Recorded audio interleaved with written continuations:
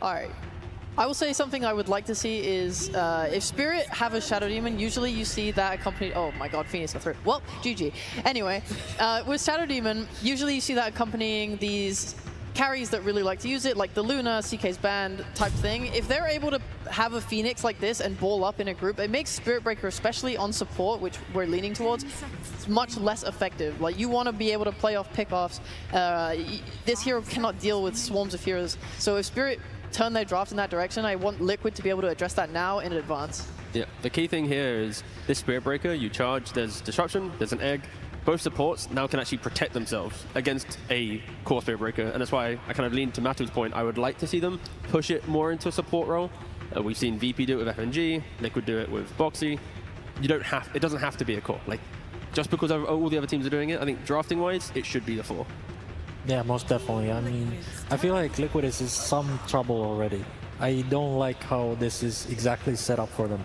I feel like SD Phoenix very good against Spirit Breaker, and now you have to kind of decide what you want to do. And after this third pick, Spirit is gonna have like the what's it called, like the advantage in regards of like answering what Team Liquid wants to build, because they have to show a core hero now. The Pugna's pretty nice though. If I look at the supports of Spirit, they are now kind of what Liquid had last game, which is pretty low damage supports. You're playing into a Pugna. If this is also a support, he's going to be able to hit that life drain, heal his carry up. If they don't have ways to kind of burst through that, sustain, I think Liquid's cores could look really scary. I mean, Pugna is Imba, I'm sure. Yeah. People don't pick it as much as I'd like to. Just by watching it.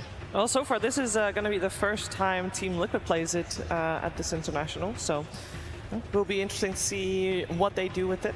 When Spirit played it, it looked really good. Yeah. Team Spirit's turn to pick. But then again, all of the games that Spirit has played made them look really good. They've only dropped 1 game so far, as Sheep mentioned earlier, against Virtus Pro.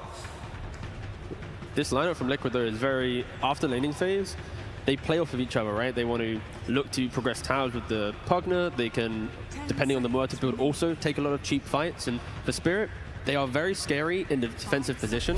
But if the game goes high pace, these heroes aren't the best at playing into that. So I think Liquid, yes, it might look a little bit volatile right now, but if they can dictate the game, they should be okay. And for Spirit, they're kind of following down the same path here. It's like, okay, you want to run at us? Sure. But we'll put a timer on your game plan now. If you make an error, you lose. That is classic Team Spirit gameplay. They're just gonna wait for you to come to us, and you know, then they sweep the floor with you. I personally hate it. I've been the victim of it. You hate it because it's good, right? Yeah, it's exactly. Like, yeah, it's great. Like, it works. It just works.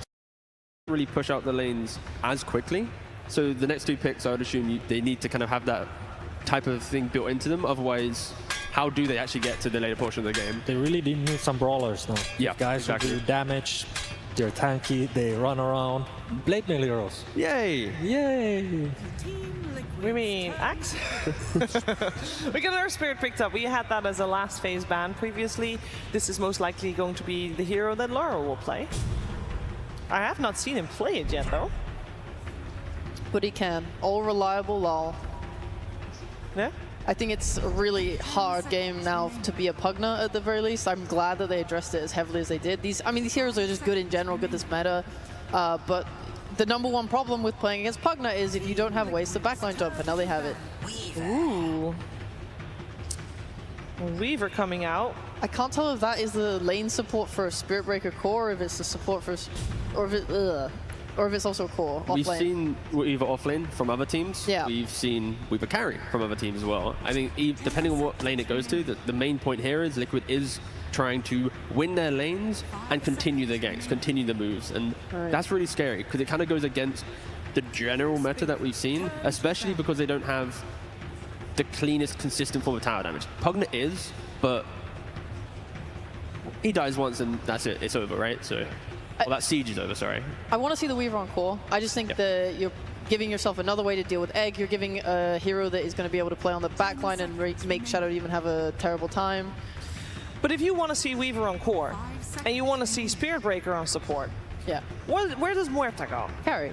With Pug, no. Yeah, but that's also a core. Team Wait, spirits what? turn to You battle. said we Yeah, like Weaver off lane, Oh, Spirit off Breaker lane. support, All right. carry Muerta. Yeah. Sorry, in my Yeah, head, yeah. core meant carry for a second there.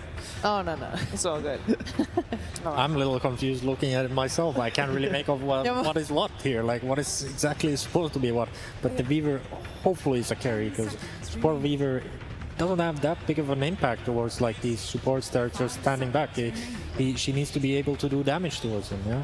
Like, they have no traditional front line. The front line comes through how aggressive they can play, right? Spiritbreaker wants to get into the front. Weaver can be super in your face, but they don't have that, like, rounding factor of it. And it really does go to the point where Liquid, they are going to be as quick as possible to win this game. Like, their lanes will go well. Their moves will be quick. And I think, I'm trying to think, for Spirit, they just need one of those anti-aggression type offlaners. Liquid's banning out Centaur, very stable, very good right now. There's a lot of the big strength offlaners still in play. Even a Collapse Mars respect ban coming from Liquid. Oh my god, I love Mars so much. I want to see him play this tournament. Seeing it banned makes me sad. We still have, what, like Tidehunter still in the pool if you want that type of There's still offlaner. Do you guys Dawnbreaker as count well. Mag? Yeah.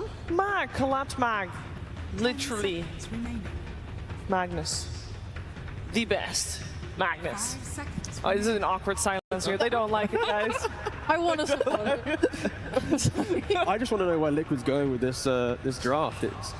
It's a little bit like when you think of the current meta, like aggression's very good to some degree. Like gaming is showcasing how to win a game quickly, but Liquid's like adaptation on that is a little bit new, a little bit fresh, and they are one game away from then going potentially to lower bracket. But the Pangolier pick just continues down the path that we've been setting for them. Liquid is the ultimate copycat team. Even when I was there, we didn't come up with our own stuff. We just stole stuff, made it better. Like, why would you go through all the trouble to Yeah. make stuff good when you can just steal it? Exactly. Quinn won 3 majors on a Pangolier. Just steal it. Yoink. It's mine. Oh, look at him. He's so happy. Damn. Isn't imitation the purest form of flattery? So, you know. And Something like there's that. the beefy boy. Watermelon reporting in. Sorry, Magnus. Yeah, when you look at the bans, right, it's like Centaur's banned, Mars is banned.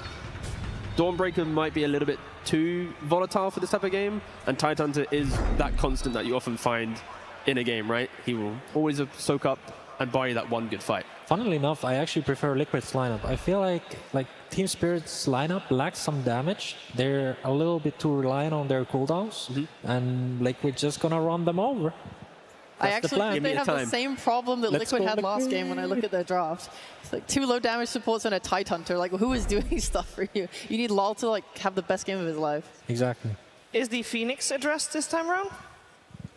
We had some criticism on that last time. There's Mapashka Phoenix back in action, though. Yeah, there's much better approaches to it. I think for Spirit, the whole game is how well does Earth Spirit do from mid lane to connect and kind of make things happen. If Earth Spirit shut down, then I think the points that Madu's bring up about the static nature is going to come to light, right? And they're just going to be awkwardly reacting to a lot of Liquid moves. It's still gonna be tricky for Liquid. I mean, Team Spirit has all the circles in the world. If you just bash your head into them, you're gonna lose. But if you can break the formation that Team Spirit has, it's gonna fall apart very fast.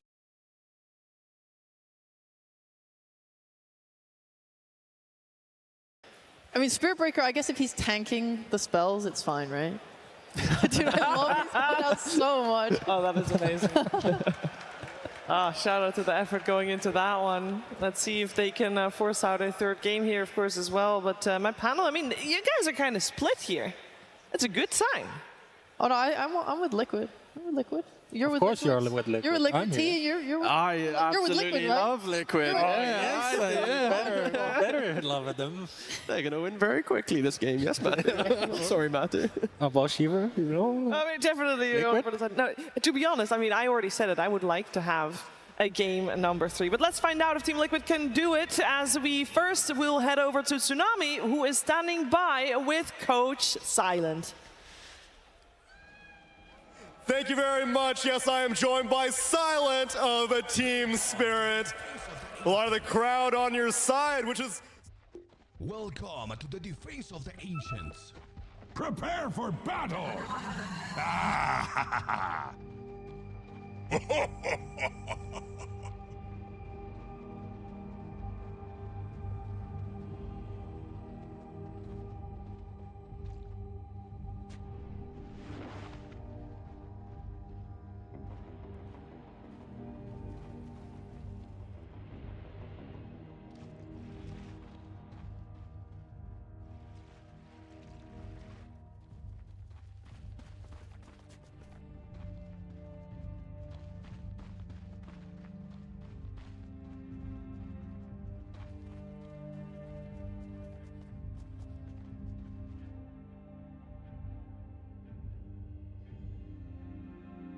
30 seconds to battle.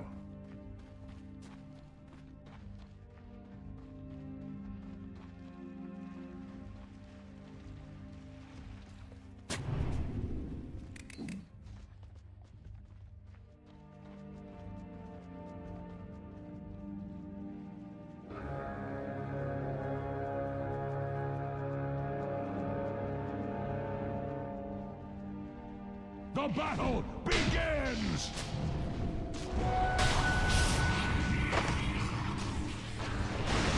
Essentially, as Mickey is already getting gone on. He A is. ton of damage via collapse. He's getting blocked a bit though as Mickey will end up dropping just barely to the right click of Mira on that Shadow Demon collapse. Going to end up getting traded out, but the 1-for-1 to start is insane. He's continuing the pressure onto Mira, but going to walk away their respective ways. I feel like Spirit always make a point out of not being the favorites. I wonder if they truly think that they're not the favorite of this tournament, or at least one of them. They had a great group stage and a great score. I mean, he makes a fair point, right? They did primarily beat teams that are now eliminated, so it's easier to look good, but that first game against Liquid, which you could say is their hardest test so far, it also not look. To be fair, if somebody asks you that question, you look like a giant douche if you say yes, we are the favorites. That's a bad thing usually, I would say, at least. I mean, you could maybe not say we're feeling mediocre, okay, if you're winning every, like 92% of your games, you know, but They're doing quite well. maybe their goalpost is just 100% win rate. So if you lose even one game, then it's a mediocre tournament for you. Sure. You know? If you have that attitude, aren't you the favorites? I agree. I think a lot of people think they. I know. Here's your replay. Thank you. Yeah, I thought you almost pulled a Suns fan. I did not. I would never. Yeah, seeing the replay here, so I mean, pretty standard stuff for a little bit of a skirmish. Weaver is an exceptionally frail hero once Shukuchi is on cooldown. If you take the fight, very long cooldown level 1. It's 15 seconds on that spell. Sometimes people tend to forget because you just have this image of Shukuchi here, there, and everywhere. But that's obviously a later thing in the game, and careful when you which fights you Dire's take. courier has been slain. Okay, so let's talk a little bit about the lineups. The panel was pointing out that Spirit's lineup is very teamfight heavy and very cooldown reliant, which is very true, but Koshka actually not letting us talk about lineups right now. Right, charge into Blood Grenade. He's pop the Fairy Fire. Getting pursued, but Zion Company not able to pursue any further because of that Tier 1 tower. Go ahead, Synderen. Yeah, so a lot of team fight on the side of Spirit, but maybe not the most catch. You've got Laurel who can roll in and kick people back, and then you have a follow through with a Shadow Step, but there isn't any, you don't have like that blink call from Axe that's just always going to land, or the CK Shadow Blade in this game. The nature of the game will be different. On Liquid, we've got a way more clear-cut way of initiating with the charge into Tango combo, we've got Deadshot, and most importantly, as Matsu pointed out, their cooldowns are way shorter. So you can play more of a skirmishing style. This seems like a very clear approach from Liquid based on what they saw in game 1. They're like, okay, what we tried there didn't work. We're going to shake things up a lot. Like, this lineup is very, very different from what they ran in the game that we just saw played. We'll see if that adjustment is going to pay off here. I definitely like their odds better in this one than in the previous one. You know, at the same time, a bit high risk playing like this, perhaps. And the battle for the Lotuses, and Mickey will reign supreme. Higher tick rate on his server. But Mira, like you talked about, Shadow Demon against the Spirit Breaker is kind of like the big counter to the hero overall, along with the itemization. It feels like even in games that we've seen this picked, Spirit Breaker still destroys eventually. That's what it feels like at least. I don't know if that's confirmation bias or what. Would you agree, disagree? I mean, I think core Spirit Breaker is extremely powerful right now, almost no matter. I think you need to completely obliterate him in lanes to shut him down.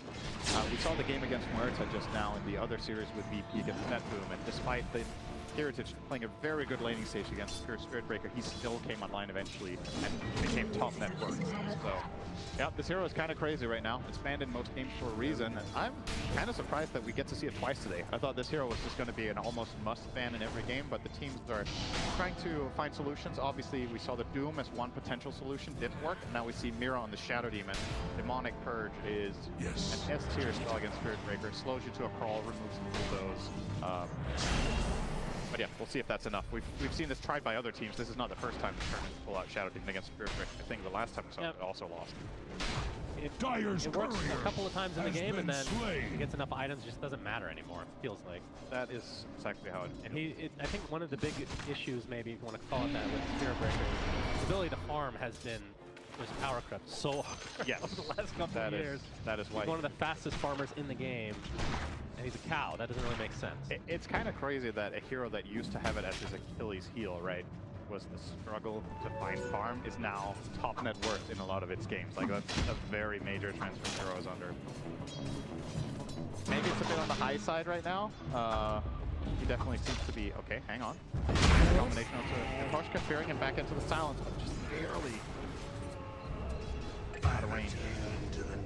Bottom lane, Insania takes a tumble via Mira, who's now getting chased War by has Mickey, but come to won't pursue any Radiant's further, bottom looks like. tower. Too many creeps in the tower. Mika can't really afford to go hunting for a potential Shadow Demon kill there. He needs... Yes. Yeah, this is a very easy lane for Tide, I think. There's a reason that Spirit went for this as their last pick. The lane matchup of Weaver is very straightforward. You get a couple points in Kraken Chill, you largely mitigate all of the Geminate attack. Dyer's middle tower is not what it used to I'm calling be. it now. That is for certain. Dead in the water against Weaver. Very good. Against Pango. Very good. Against Spirit Breaker. Very good. My God. It is very good. That is an S tier shard this game, I think. I would not be surprised if he Collapse prioritizes that very quickly. The fact that you can just anchor them, and then when the Spectre actually has farm to be able to ult in anytime they want, a nice pickoff with just that as well. Without too much to really spend by doing so. Yeah, just an anchor and a Shadow Step kill supports as well. Of course, Mickey does have Gemini, which helps. Yeah, something. When he gets level 25, he might take the one with the division. 3 times. The other two cores are melee against us. Dyer's Same bottom issues as the tower last is game under to a attack. degree. See what kind of build that Foxy ends up going for. I know it feels like they start out as support with North and then eventually turn into a core anyway. Big Zai damage getting on Zai. good. Nice Nice block, body block. Mikoshka. Yatoro going to continue on. Up to one, not going to survive. TP a little bit too late as Yatoro claims that kill. That was just flat out. That was just flawless execution. They force out the charge first The off red with mist a bit of damage spreads and at harass. Radiant's middle tower. Way after. Zai probably had the option there of TPing back to base. Obviously, Spirit Breaker is one of the heroes in the game that suffers the least from porting to base. You can just charge back to the top lane. So maybe regretting that choice right now of not going for that. I definitely think he would have survived. The kill was very slow. But he'll make the same play just for the death, returning top. So all this talk about Pango getting nerfed, quote unquote, to the ground several times now, and we're still seeing it. Yep. Pretty consistently. Radiant's bottom tower is under attack. Actually, is Mira. Swashbuckle already used by Nisha. Be careful, roll in, not going to connect from Laurel. Sania showing himself now, so. Yeah, talk to me about your thoughts on how strong Pango is. He's still continuing to get picked, because the one thing that hasn't really been nerfed, I think, is his ult. If I'm not mistaken. So the concept of the hero is largely the same. Tweaking numbers, a little bit less damage Radiant's on this bottom build, tower is under attack. cost, but the essence of what the hero does is largely unchanged. It is applying diffusal, burning mana, and then having an ult that's very hard to counter. There, nice dead shot to bring Mira back into the fray. Will die as a result as Nisha goes off that new Rolling Thunder, but the haste boom being applied by Laurel. Dodge out a couple of those rolls. Not able to follow up. It's a nice roll, and Foxy on a bunch of creep will die to the neutrals. War has come to Radiant's bottom tower. He's in charge right now. They have the vision, but fortifications. can't split out.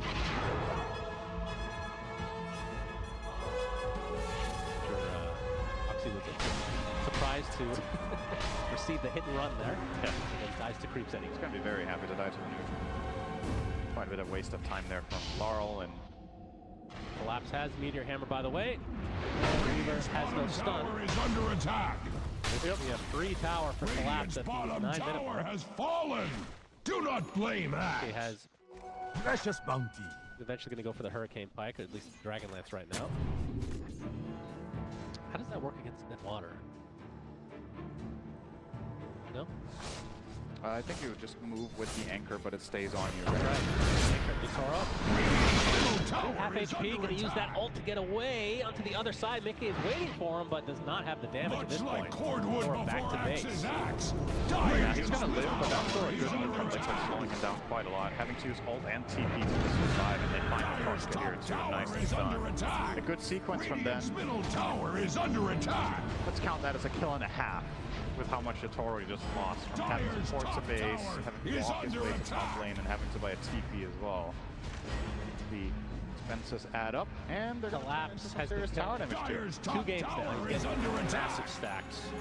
Yeah, this time around he won't be farming it too fast though, because he went for 3 points in Kraken kill. This is a bit slow. Eventually he'll get through it. Take smaller bites. Sania nether blasting the tower.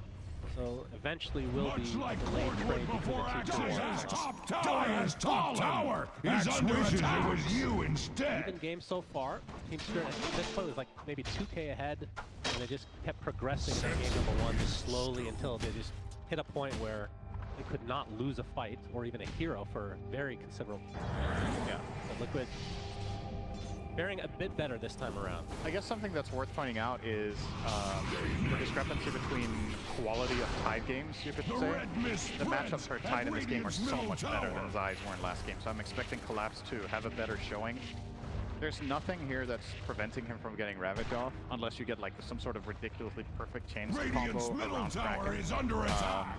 Or you line up an exact silence combination. I mean, you get where I'm getting at. It's very difficult from having that impact. And you don't have the most obvious silver edge buyers either. Are you going to buy it on Weaver? Double Invis, I hear it's Yeah, good. I mean, it's not out of the question because buying crit on this hero is good anyway, and you're also against Spectre, so you probably do want a break. None of your heroes naturally really love itemizing this, so... Well, Murta has a core with by Silver Edge, right? But Moxie has brown boots. I mean, so could we see he's almost there. We used to see a lot of Shadow Blades on Spirit Breaker. Spirit Breaker can buy Silver Edge, but it's a little bit awkward because your initial attack is obviously has to be melee. You have to charge through, so you're at the mercy of vision and, you know, potential counterplays. And Boxy gonna dodge the roll, unbeknownst to him. Nisha gets off that Rolling Thunder, now Collapse stuck inside the falling right now. I think that's gonna be a freebie for Liquid. Nice turnaround. Another side's going to be applied to the Phoenix. Miposhka dives away. Very low HP. Takes a full swashbuckle with the shield track to follow here. Oh, nice though, Carl able to get the initiation off onto Nisha, but the heal's coming out from Insania. Will it actually be enough? They can take out the Pugna first. Got that Butler. Now the chase is on. Be a 2-for-1 right now. Yatoro ready to go. Mickey running out of mana though. See the ult from that Shadow Demon applied to Zai. Just can't do anything. Nice play falling though. It's not going to be enough to save out Mr. Zai. Triple kill for Laurel. As Mickey could potentially go for some more, but go back away. So ends up being a 3-for-1. Yeah, it's going to cost Liquid their mid tower too. Tide is immediately going to show back up here. It's going to hammer. We're going to flip it this time around, but imagine that it's just a matter of time before he completes this. So, yeah, honestly, a pretty good start there from Liquid, the way they isolated and killed off Collapse. It was very telling how long that took for 4 heroes to bring him down, but they do get there with all of those combinations, make it scary, but... Yeah, it was a more elongated fight than I remember. It was a 3-for-3. And it's worth keeping in mind that Spirit's lineup, obviously, we talked about big team fight versus skirmishing power. Earth Spirit is an incredible skirmishing hero at this point in the game, so they really want that value out of Larla, and they're getting it in spades so far with that triple kill in that fight. And it's a Spectre game. The hero, when enabled, I want to say it loses pretty few late games. There's a subset of heroes that you're not that great against. I wouldn't put Weaver in that category. I don't think Weaver is a particularly matchup late game here. Well, so power gets big enough. With the shard changes, he's way better than he used to be. Definitely better than he used to be.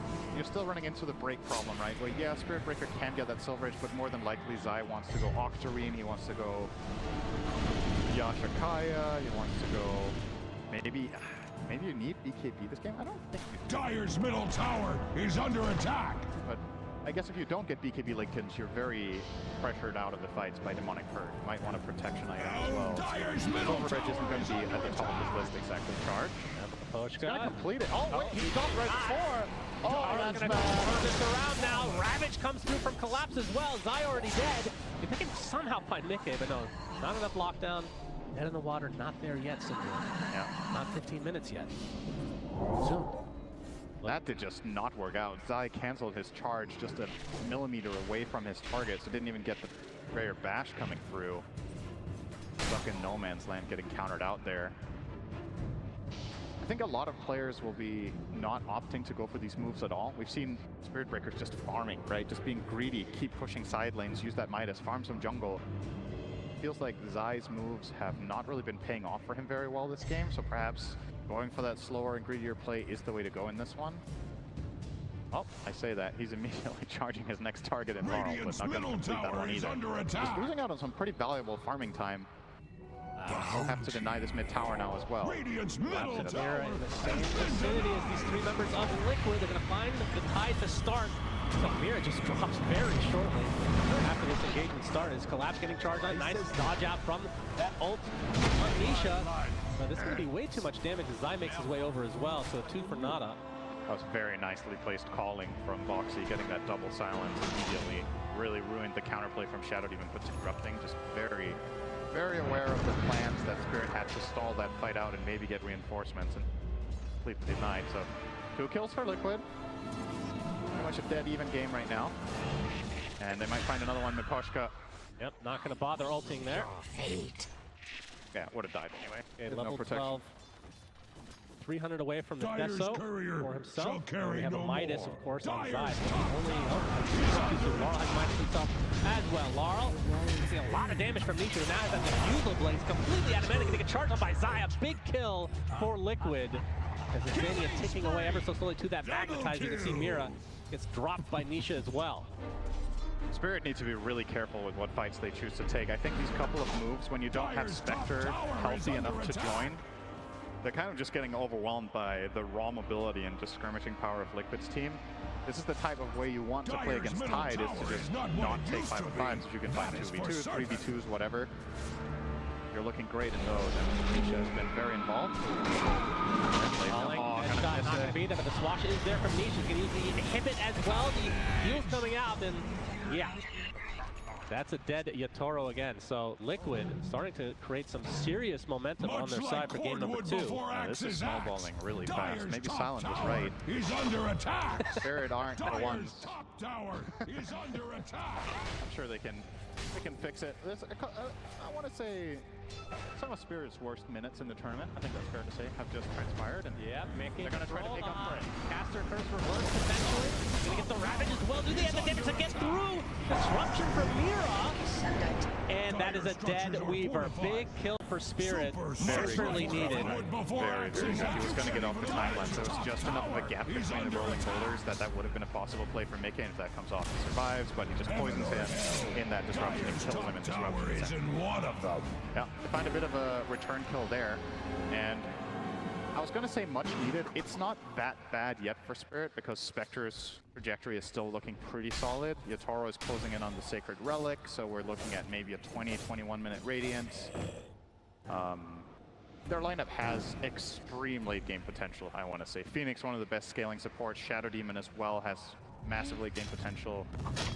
Tide can definitely be a big factor in late game situations too. And Earth Spirit Core, who used to... Oh, hang on. Silent Nisha in a lot of trouble. He gets deleted. No, doesn't have any defensive item yet. He's working on that Manta. I mean, the game was slipping away from Spirit, but now 2 extremely important kills for them, and they're back in this. I think Mira got both of them as well. So the Shadow Demon getting a big bag here. Wonder what he's going to go for. See a pipe flying out now. He's hoping for Midas, honestly. He's under attack. Yeah, what is the best build on Shadow Demon this game? I mean, is Ags... I mean, it only gets 2 charges now. I mean, ultimately, Ags is going to be incredibly good, right? But maybe, do you buy the Shard?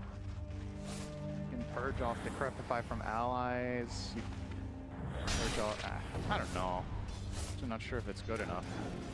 Maybe just go... Takes Yeah, off he's the going silence. Aether Lens for now, and then we'll see what the next quick buy item is. Charge from Zai? Another strike will be there as well. Do they have the lockdown? Yes, the dash is there. You want to keep that right. Higher Oh, I was going to say another Midas may be coming for Boxy, but he actually switches up his build to be a Greaves instead. helpful for the team. That item is not very popular. That's true. Interesting choice to see coming out from him.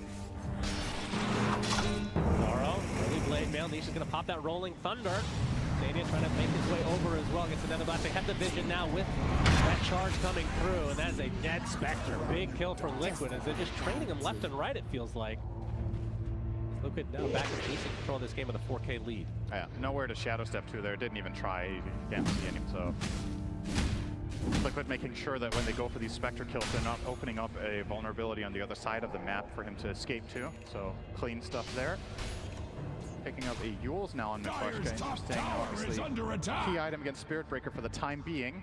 Eventually, Zai is eyeing up a BKB already now, and at that point, Demonic Purge is your only real solution for this guy for quite a while. Right now, Eul's can pay off big time if they find the fight they will be looking for. Speaking of items, Nisha almost completing Manta style, 50 gold off. We'll get it from this wave, and that's a great way for him to break out of the Earth Spirit combination. Progression on all fronts here, and you know, it's a 5K lead for Liquid. It's looking way healthier than the last game, to say the least. Now it's a matter of enforcing your will on the map, right? There's a specific type of fights you don't want to take, and I want to say those are the ones where you clump up and, you know, let the enemy team land all their big AoE spells, but a lot of skirmishes should be possible as long as you account for the Spectre factor in those. And I don't know, maybe you're also happy to farm. I haven't really seen this Weaver versus Spectre matchup late game. I'm just going off of memory about how this usually goes, but maybe it's clearly different now than it used to. Maybe you feel confident. A lot of the decisions that you're talking about come to team dynamics as well. We've seen a lot of teams very happy to go late game anyway. Yeah, like regardless of how the game is actually going. At first I thought they were just scared to go high ground in general, but it just feels like they feel like it's literally better just to wait 50 minutes, third, fourth Roche, and that's when you take your time. But other teams we've seen actually able to implement a faster play style. Yatoro now with the Radiance, so big upgrade for him. Blade Mail Radiance. He's playing against currently 0 BKBs, so massive impact item. A lot of damage onto Pugna as well. I think that's probably the target for Spirit that they would love to kill the most to begin the fight, is just get this Pugna out of play, remove the Decrepify threat, remove the heals onto the cores that they want to map. Taro is probably able to do it in a single stun. They just need to connect something onto Zania and he will kill. Yatoro again. Yep, Slosh to start things out. He's going to use his ult to dodge out the first rolling Thunder Proc. Nicely done, but will they still find the damage? Dead shot. A little bit awkward though. Disruption now from Mira. It's going to be enough to actually save his life. It looks like it is. For a bit of a miscue there from Liquid side, as Insania might pay the price. Laurel continuing on. He has the magnetized apply to Insania, trying to TP out, but it's a little bit ambitious at this stage. Could have been a huge kill for Liquid, who are already sporting a decent lead with 6K right now. It's one of those moments where you're kicking yourself a little bit, right? Because with maybe slightly better communication, that misplay doesn't happen, and at the same time, Yatoro with a great shadow step dodge there made their lives that bit harder. It's just one support at the end of the day that you lose, but realistically speaking, that was probably a dead Spectre that you ended up losing, so it kind of feels like you lost 2 or 3 heroes even in that engagement. But they're still looking very healthy on the gold, and as we all expected, guys, Spirit Breaker top net worth minute 23. Truly one of the heroes of all time. Octarine keep it rolling. is finished for Zai. Midas, KB to come, I assume. The Shadow Blade. So he will be going for the Silver Edge eventually. As Tormy time! Koshka will get the shard. That is a very, very good one. Yeah, gets a lot better when he gets level 12, because then he has the protection of a much harder to kill Supernova, but still just a nice pickup in general. Yeah, as you mentioned, Zai will start working toward that Silver Edge. They recognize that it's an item they have to get. If he wasn't in a breaking game here, I don't think he would buy Shadow Blade even, but the break is just too important here. So you kind of have to go for it over other interesting items that we've seen people buy on this hero, such as Linken's or Kayayasha. Interesting. Refreshers, you know. The whole catalog of items. He'll find his way there eventually. Like any other Spirit Breaker game we've seen this tournament. Oh yeah, he's definitely not going to fall off, I'll tell you that much. A little something extra for the evil. I mean, mean, if a cow falls off, I don't think they can get back up. So that would be pretty bad if he did. Falls off what, though? Yeah, a lot of things can't get up when they fall off a cliff. Thank you very much for your insight. So we have a 6K lead. We haven't seen a Roshan play yet. Art from Zai. Argent from Zai. No silver, though. Lap's gonna pop the pipe. Radiant's The strike's gonna be there. Mira is now in the area with the disruption available. And there's the Ravage from Collapse. Gonna throw this around. Open ball. The striker as well. Disruption. Oh, actually gets some decent heals from this egg as well. Still nobody has died somehow. Laurel comes in. He's taking the brunt of the damage. There's the disruption, but now he's on enemy lines. Looks like that's gonna be the sacrifice for Team Spirit. Collapse ends up living throughout the day here. He's going to jump right back in. Uses that anchor. That's the dead in the water onto the Pangolier. They're going to lose their Shadow Demon, though. And Yataro's going to have to back away because they just don't have the damage right now. And Mickey will be whipped into submission, but will just Shukuchi away. So 2 dead for Spirit, 0 for Liquid. That was the anchor being shown for the first time from Spirit's side. And the panel talked about this, right? Spirit might run into damage problems in the mid game, and that's exactly what we're seeing here. Laurel, without that BKB, he just gets shut down. And there's 2 BKBs on the side of Liquid with massive impact there. The Spirit Breaker as well as the Weaver. Yeah, the fight's not over. Yeah, he's killing him quite a bit. Eventually will fall. Meter Hammer actually connects onto 2 Mickey with a beautiful time loss. He's going to get most of his HP back.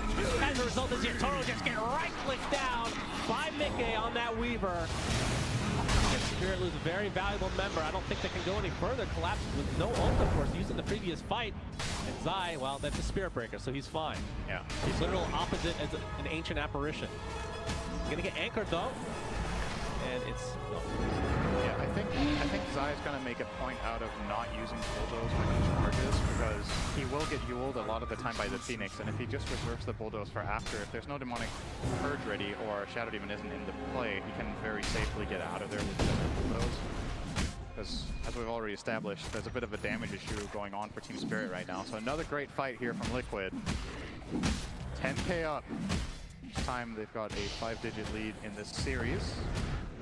And it doesn't look like they're going to drop it anytime soon either, right? It feels like if Spirit are going to turn this game around, they need to get some big items. The BKB on Earth Spirit is definitely a start. The type of fight that he will be looking for is one that extends so long that the enemy BKBs expire and then he just keeps Magnetize running on targets during it. It's a difficult challenge to overcome for him. Roche being attempted. In the meantime, Aposhka going to get another struck with Zai. It is a 3v1. Well, I feel like he's going to get out because, again, Spirit Breaker. It's a 4v1 fact. My goodness, Collapse was looking for the anchor, but maybe he's going to prevent all that. Nisha will be grabbing the Aegis of the Immortal, choosing not to put it on Weaver here. Still very confident that Mickey can stay alive. I think this is a little bit dangerous to the extent that Mickey is playing very aggressively on his Weaver for now, and if he does get caught by some sort of Ravage combination where everything is available and Earth Spirit gets to chain all of his spells with his BKB, I think he can die. I guess the same could be said for the Pit. Maybe it's... Just pick your poison, you know? Dyer's bottom tower like that is going to be the completed Aghanim Scepter on the way.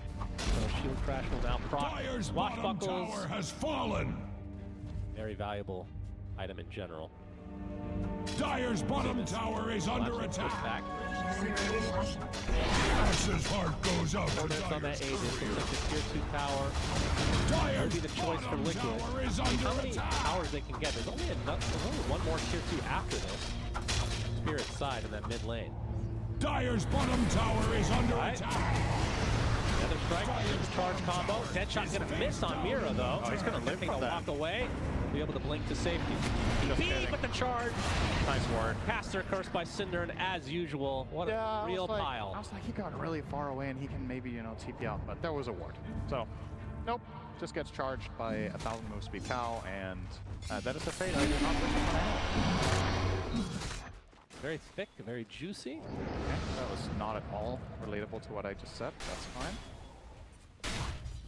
Dyer's middle tower is under attack. To be found by Zai. Dyer's middle tower was worth a damn.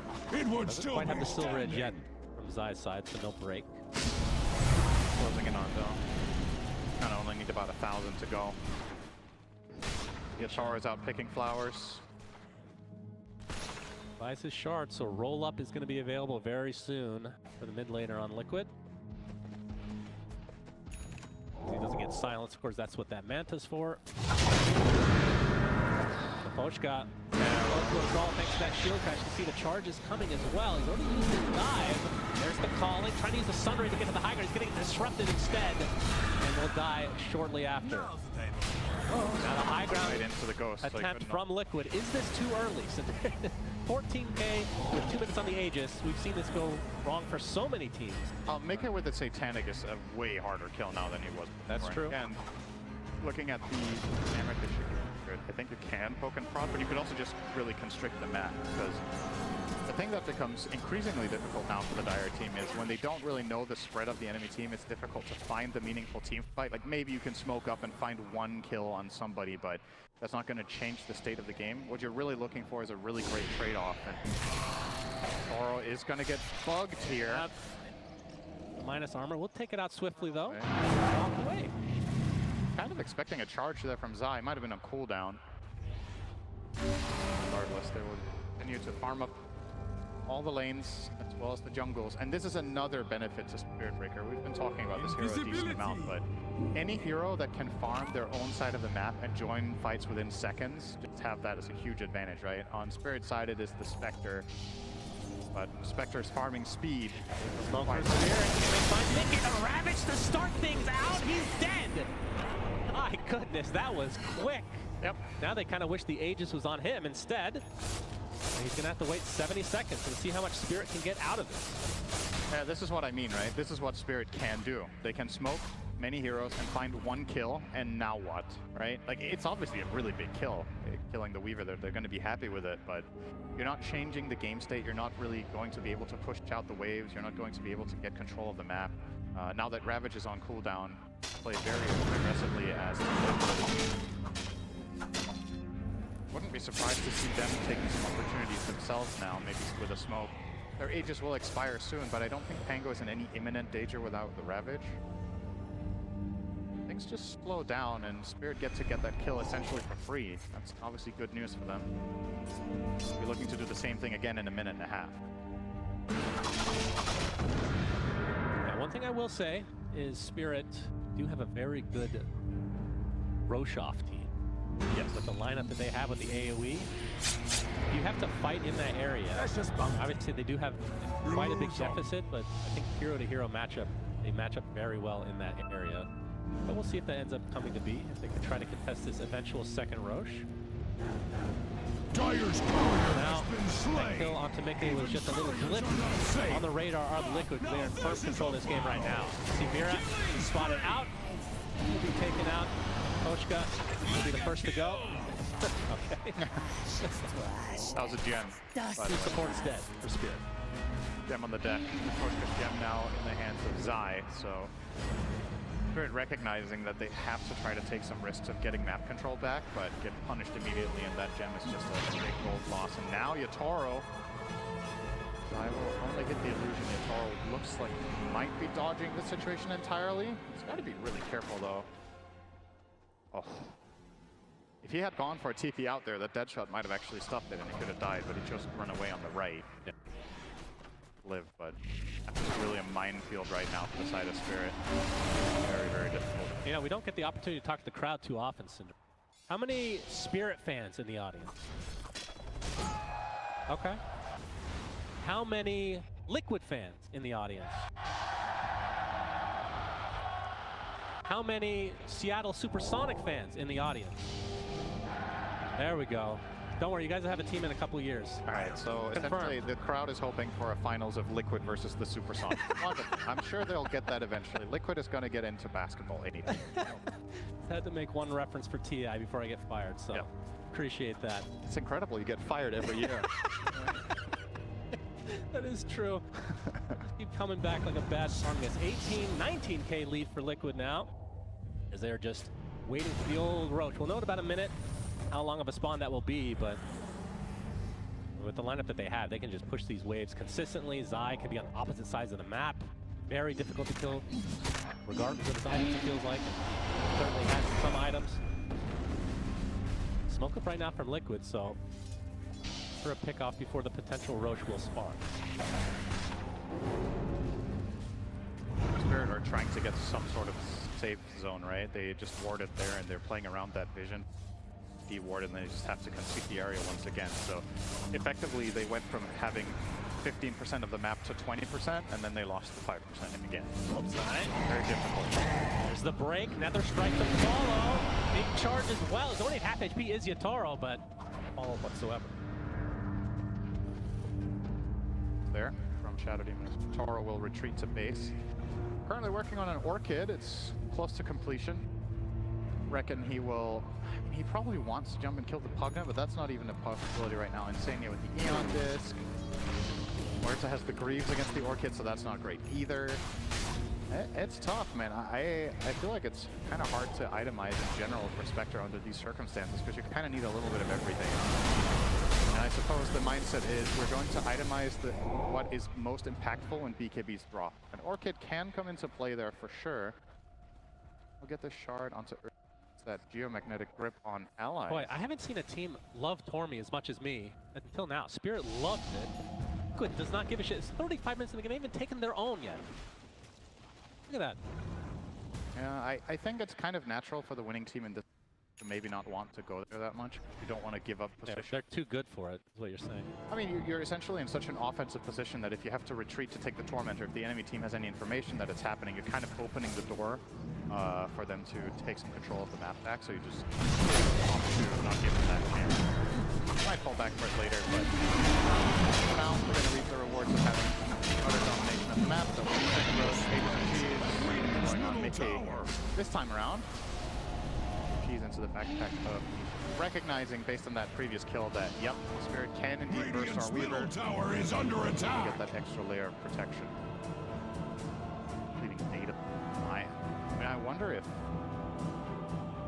Liquid wants to try to poke the high ground a little bit in this, or once again, if they feel like this will ever get out of hand, how long? Demonic Purge onto Zai. Do they have the damage though? He's at half HP with that BKB already activated. Going in really deep. They pop the egg with the Sunray as well. The Ravage is being expended as well. He's getting healed now from Insania. This cow will live on. Vegans around the world rejoice. He lives. And now they're going to try to turn this around onto Yatoro, but Mickey, he takes the brunt of damage. That's already the Aegis down. Zai getting one more charge off. Eventually he will fall though. So beef enjoyers enjoy, but Yatoro will drop as well. So there is a trade, and it's very heavy. 3 dead for the eventual kill onto the cow. That was a really clutch save from Insania. Also a brilliant execution from Spirit, honestly. I did not think they were going to be able to pursue that Spirit Breaker kill at all, but clipping him on the edge of the Ravage and Sunray, that would have been a kill without Insania's save. And sure, they get him in the end, but it made them overextend so much further.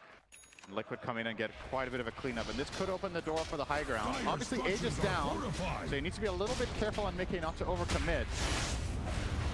This time around, there won't be a Ravage. Time left down for 40 seconds. Tier 3 tower down, base exposed. Tend to your wounded. Jumps in. Put them out of their misery. To get the anchor, looks like it was Lotus. The dire structures cannot be hurt. Another fortification. That's the last one for a while here from Spirit's side. This time on the Nether Blast. See that Deso just doing absolute work. That is a melee racks down. This Collapse wants to go a little bit further. Another 15 seconds for that. Oh, that's a very precarious spot. Trying to get to the high ground. He's going to get disrupted instead. You can see Laura going in with that BKB and the Blade Mail as well. Still a lot of damage being applied, but no kills as of yet. Spectre about to spawn with a Shadow Step here. Indeed, they just need a little bit of vision. Laurel trying to provide that onto Foxy. They've got to get something out of this, and they will. It's just the support. They lose their melee racks. Quite a mess. Cost them dearly. Yeah, that looked like a bit of an awkward situation. I don't think Laurel meant to kick Collapse into the enemy team there, but you get out alive on their tide still. Scary situation for them. Liquid with a good pickup of that melee racks. Pointed out, they still have their cheese. I don't know if they're going to consider this enough of an advantage to look for more, or if they're going to fall back into the... I thought you were going to say enough of an advantage to go for block of cheese, the first ever in TI. Yeah, has that? Okay, have I've you never seen a pro game with Not it? one. Not one. Okay. I feel like of all people, I would have heard about it, so I'm just going to assume Yeah. that it's never happened. Maybe that needs to be a little bit easy to make, or good. Just make it good, please. Zai is now level 25. Yep. He's got a Stormcrafter. That's some nice move speed and mana. goes for the Very 20% juicy. greater bash chance here. So now up to 37. He's decent attack speed as well with his Silver Edge. Taro, he was broken by the creep temporarily. He's going to be broken by the counter step, but he's actually going to use his ult onto the other side. Beautifully done. They kill off Nisha right off the bat, and Zai, he's left kind of alone with Mickey standing on the outskirts. The egg is placed with that Sun Ray being applied. Zai will charge away. In the end, it looks like only one will be lost, although the chase is not completely over. Still a pretty damn big kill for Spirit. The timing on that was actually pretty ridiculous. As Zai was opening on getting low, he shadow stepped over to the other kill. So not only did they kill the Pango, but they also saved their Spectre from a really awkward situation. That could not have been any more perfect for Spirit. They get a kill and they get a tower. It's not the biggest of deals, but you know, they're staying afloat. The lead hasn't really grown very much, and you're seeing the win probability kind of not really shifting in the last 10 minutes, so give it enough time, it might just start dipping down slightly. And they're getting some pretty key items, right? So Laurel getting the Axe is obviously enormous, right? This is a key way of saving from the Spirit Breaker combination onto his Spectre. There's something that you cannot break, so as long as he's in position, which he should very easily be able to get with Rolling Boulder and BKB, save a target of his choosing and kick him out. Or they could use it to kick someone into terrible positioning because Liquid don't really have the best save. Finding a support and kicking them 2,000 range away, they're probably just going to die on the spot. 41 minutes in, it's only one melee Rax. I know it's 18k lead, which is, like you said, it is somewhat substantial, but it hasn't really grown that much. Spirit fighting back, and the later this game goes, the more comfortable I'm saying that their lineup is just better, paper at least, but Spirit Breaker is always such a wild card, but yeah, in this game, in this game, at the very least, there are solutions that. Oh my God! Collapse! Oh, he turns into stone though. Nicely done. He's actually gonna live as a result, but it's gonna cost Laurel his life. Oh boy, that is not worth trading a position 2 for a 3 and a 5 now. Aye, Spirit down a 3v5, and they're gonna lose more than just that range Rax. Did Mickey double crit there or something? Couldn't tell you. Tide almost instantly died. That was ridiculous, and that's okay. Well, we have all our theory crafting going about how late can this game go. Well, if you lose 2 heroes like that without buyback, you're going to get mega now. I don't think Spirit have any hopes of defending this without... Oh, actually, Earth Spirit buyback did come up, so maybe you could go for some sort of a hold with 4 heroes here, but this is going to be really, really difficult. Sure is. The Ravage to start. There's the buyback as well. The Egg with the Sun Ray. In addition, Zai. Oh, They actually deleted Mickey. Somehow locked him down 100 seconds without their Weaver now. Can Liquid get away without any other casualties though? Boxy is going to get anchored. He's going to have to fight his way out of this one. Looks like Zai wants to continue on. He gets off the charges. Lars will have his BKB. BKB's galore, in fact. There's the Rolling Thunder from Nisha with the roll-up. Continues to lock several heroes down from Spirit, but they do lose their support in the end. Nice roll onto the high ground. Finds Insania. Eon Disc will just delay the inevitable. So 3 kills in favor of Spirit. They defend. You are learning. What looked undefendable and indefendable, whatever the word. Super close to being 4 kills because the Pango collapsed cast Hex during the end of that Rolling Thunder, and it expired just before the Rolling Thunder did the Hex 3. Otherwise, he would have been caught on his TP out, and that could have been big for Spirit. I mean, it's still pretty solid given the circumstances. We're now kind of back to the gold that we had before the 18k lead, but they're down in the Lilina Barracks, so there's going to be more problems on the map for Spirit to solve. Still, given the circumstances, that could have just been the end of the game instead, so I guess you got to take a small victory. Bottom tower is under attack. Collapse with that Meteor Hammer. Going to be able to take out this tier 2 tower, looks like. Radiant's bottom tower has been laid low. Go for the anchor smash on buildings, by the way. They find Yatoro. Find Yatoro. Disruption's going to keep him safe for the time being. In fact, it saves him in the end. Demonic Purge. Okay. Demonic Purge applied to collapses in the area. Now it's a big charge from Zai trying to keep the rest of Spirit at bay, but the anchor's applied to the Pangolier. That is a dead Nisha. Does have buyback. Just waited out. Still had the cheese as well. Zai and company trying to find more than just the Shadow Demon. They're going to find Torchgut. Looks like he's done so. Oh, just barely getting out. Was the tide. So Collapse does live. Lots of back and forth in this game number 2.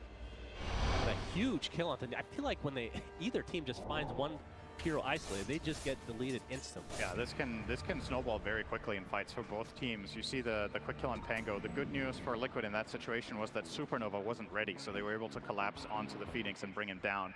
Love the purchase of Linken's, by the way, on him identifying, okay, I mean, we have to just solving this.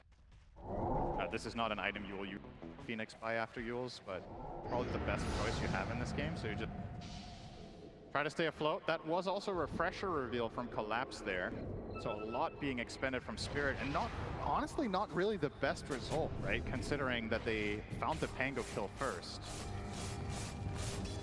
That went as well as they would have hoped, and now they're also going to lose the road. They have no Ravages, so completely uncontestable. Pick up the goodies. There will be a refresher shard on this. Now take through Roshan's I have 2 refreshers for shiny objects. Who you give it to? Well, Boxy will hold on to Boxy it for holding now. it, yeah. So he'll have 2 Pierces of the Veils. Not really the best hero in this game. No, I feel like maybe he should pass it on. I think he's maybe acting probably holding it for Pango, right? Yeah, he's being a courier right now. A golden thread. They do have the 2 cheeses still. So, block of cheese enjoyers out there rejoice. Definitely a possibility. What if you got 4 bigger cheese? Big cheese. Does this look? Actually, it's not a quarter, is it? That's a good idea. Block of cheese is too easy to make. Let's make it 8 cheeses. We've had some games this tournament that could have almost. It could have. Yeah, could have. Smoke now from Liquid, supporting this 25k lead.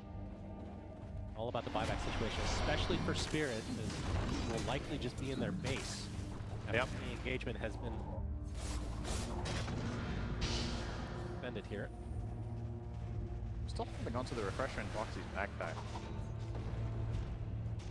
Calling is a pretty filthy spell, and having 2 of them back to back is very good, but want it. Anyway, here comes the siege tower. Will be falling to just the siege creeps. Radiant found the weakness in Dire's bottom tower. It turns out, if you hit very it enough, careful here. it will fall. Despite having 2 cheeses in the Aegis, we have seen a lot of high grounds get punished. Yep. And your Toro is huge. It's worth keeping in mind. This is a level 26 Spectre with 6 slots. There's still a bit of room to grow, but he is very, very strong. He wants to finish his Abyssal Blade, and then we're maybe replace the treads, and then we're at the maximum output. He has Nullifier and Bloodthorn. Yeah, he can kill this Pugna very fast. Can kill anyone really fast, essentially, if they just find the Ravage opener. Liquid are very cognizant of that fact. Let's let the Nether Blast do the nice step. Dire's middle tower is not what it used to be. We saw the other day. Basically a trebuchet from below range. The game, there's the Ravage. He's gonna try and put everything on the Mickey. That's just the Aegis though. He is surrounded. Zai coming with the charge. Nisha with the Rolling Thunder as well. The egg is placed. Spirit, Liquid actually want to stick around. Use a couple of ults just to kind of be able to fight this inside. Able to charge out with that refresher. Boxes to pop his ult, trying to apply as much pressure as possible, but now he's in no man's land. He's going to use the refresher shard that we were really theory crafting. Ah, yes, the refresher pike that we all thought was going to be. Oh dear. So Aegis, all right, Dire's middle tower is not what it used to be. That is Collapse refreshed his Ravage and didn't have mana for it, so that could have probably gone a lot better for Spirit than it did, which is kind of scary news for Liquid, right? You have all these advantages, you're trying to push high ground, and despite only 1 Ravage coming out, you still didn't get anything out of it. And I love this from Spirit, you know, take some initiative, play on the second Ravage that you have, you know there's no Aegis. Maybe you can catch them before the BKBs come off cooldown again, and that would lead to a really big moment for you. Spectre can take care of the base, Shadow Step at the ready. Scepter for Zai. Beautiful. Level 20. Oh, boy. That's okay. Okay, well, Oh, bounty rune. Don't mind if I do. OpenAI would have killed him there, but that's the kind of reactions you need. Yep, true.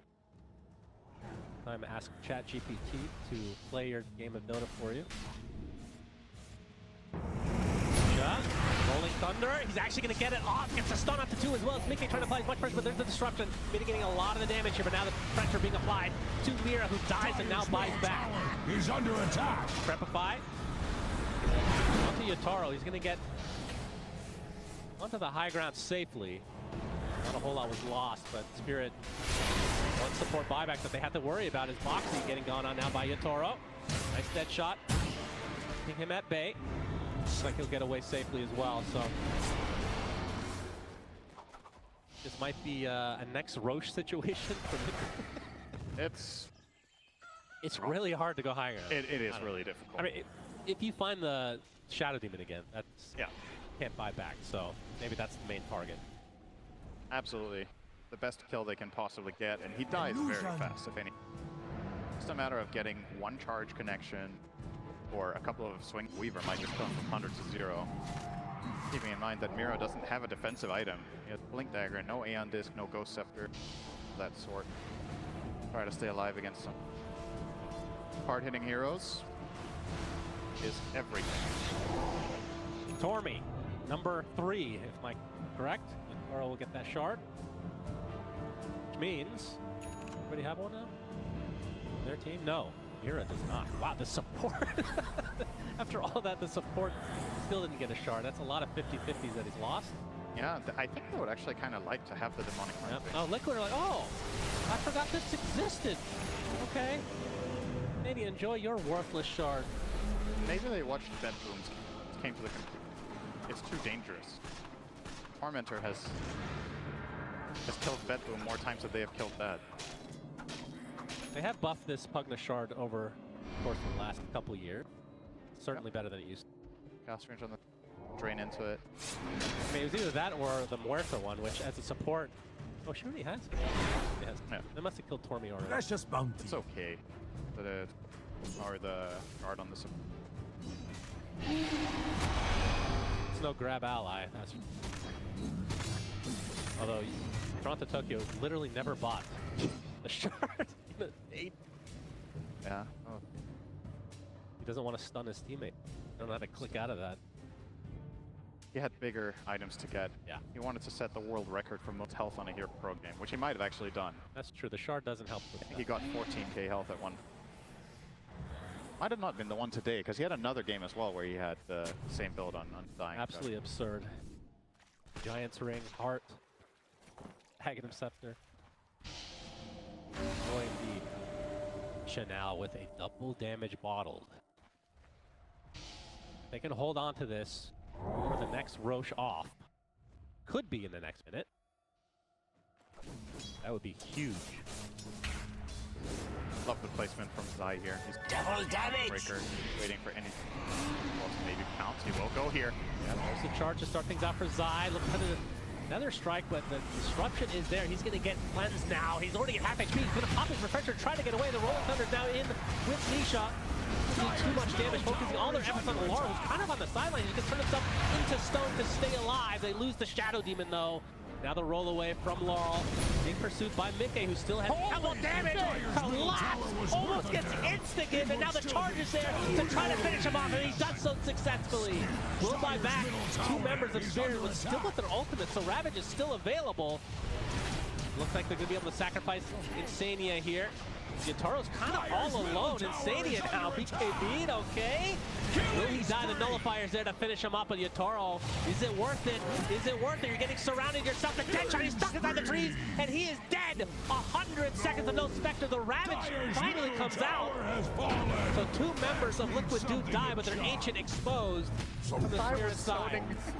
He was zoning 3 heroes for like 10 seconds. And Mickey looking to get the rest of the buildings here to ensure victory in this game number 2 for Team Liquid. 2 buybacks now from Liquid's side. Mega creeps in their favor, and now it's a 5 versus 3 without the carry from the side of Spirit. Dire's The Ancient being exposed. All they have to do is right-click that with that Desolator until his GGs are called. This series is going to Game 3, which I'm glad to see because it deserves it. Yeah, really nice bounce back from Liquid. After that first game, they really... ball kind of strategy that they ran there, and now they're playing more skirmishy, they're playing more loose, more freely, and do a wonderful job. All their lanes went pretty well.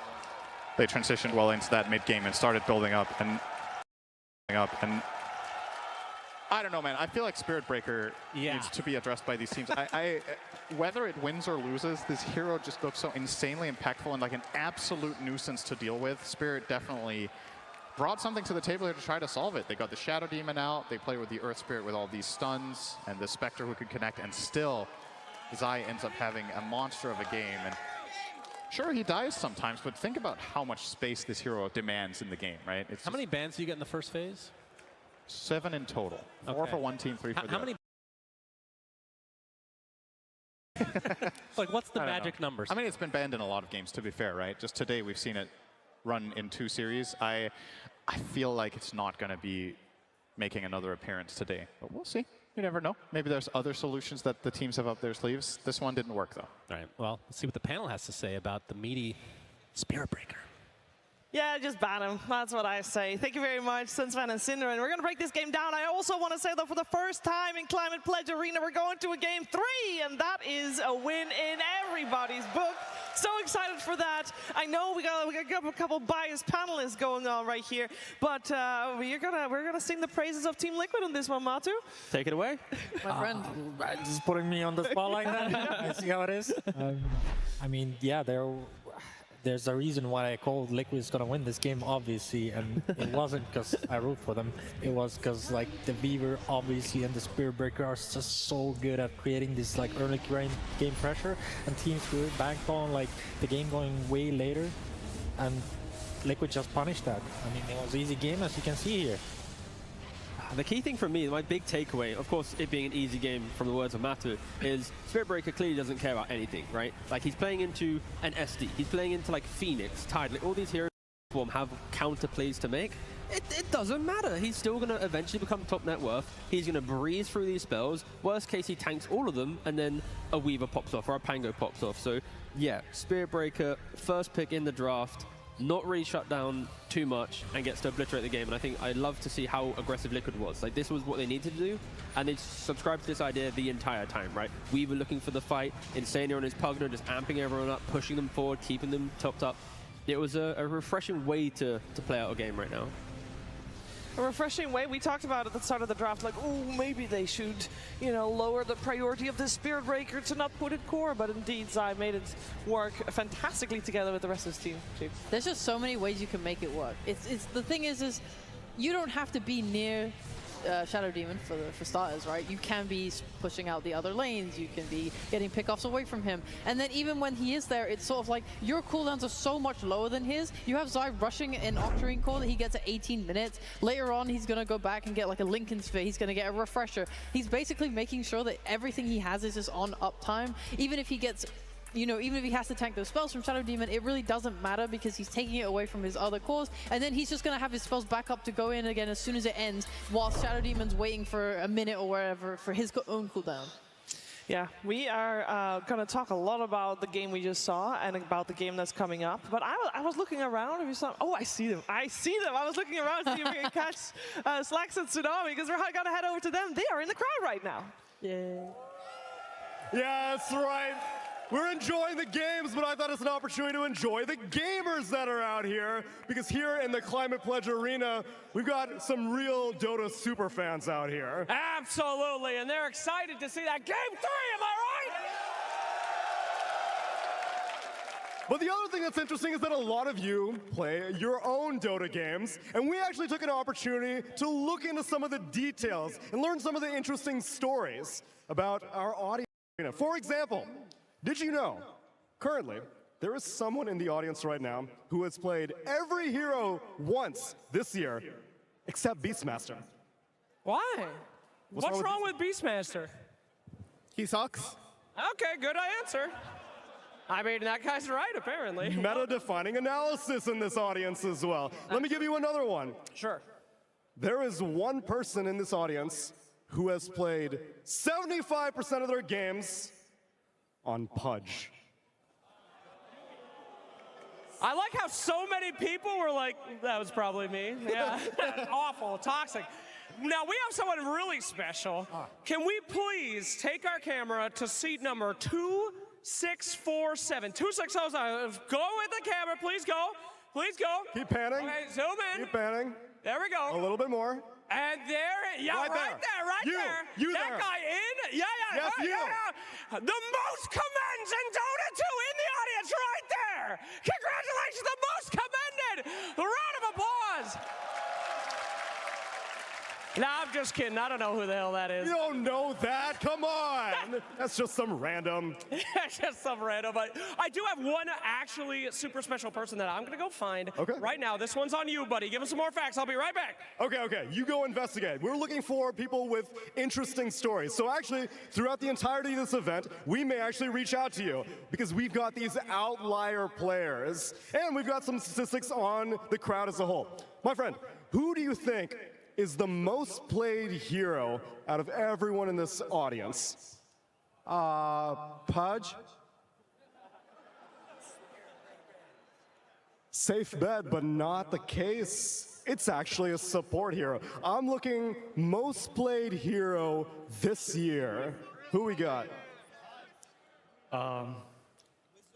Witch Doctor? Yeah. Witch Doctor? It is Witch Doctor! Well done, well done.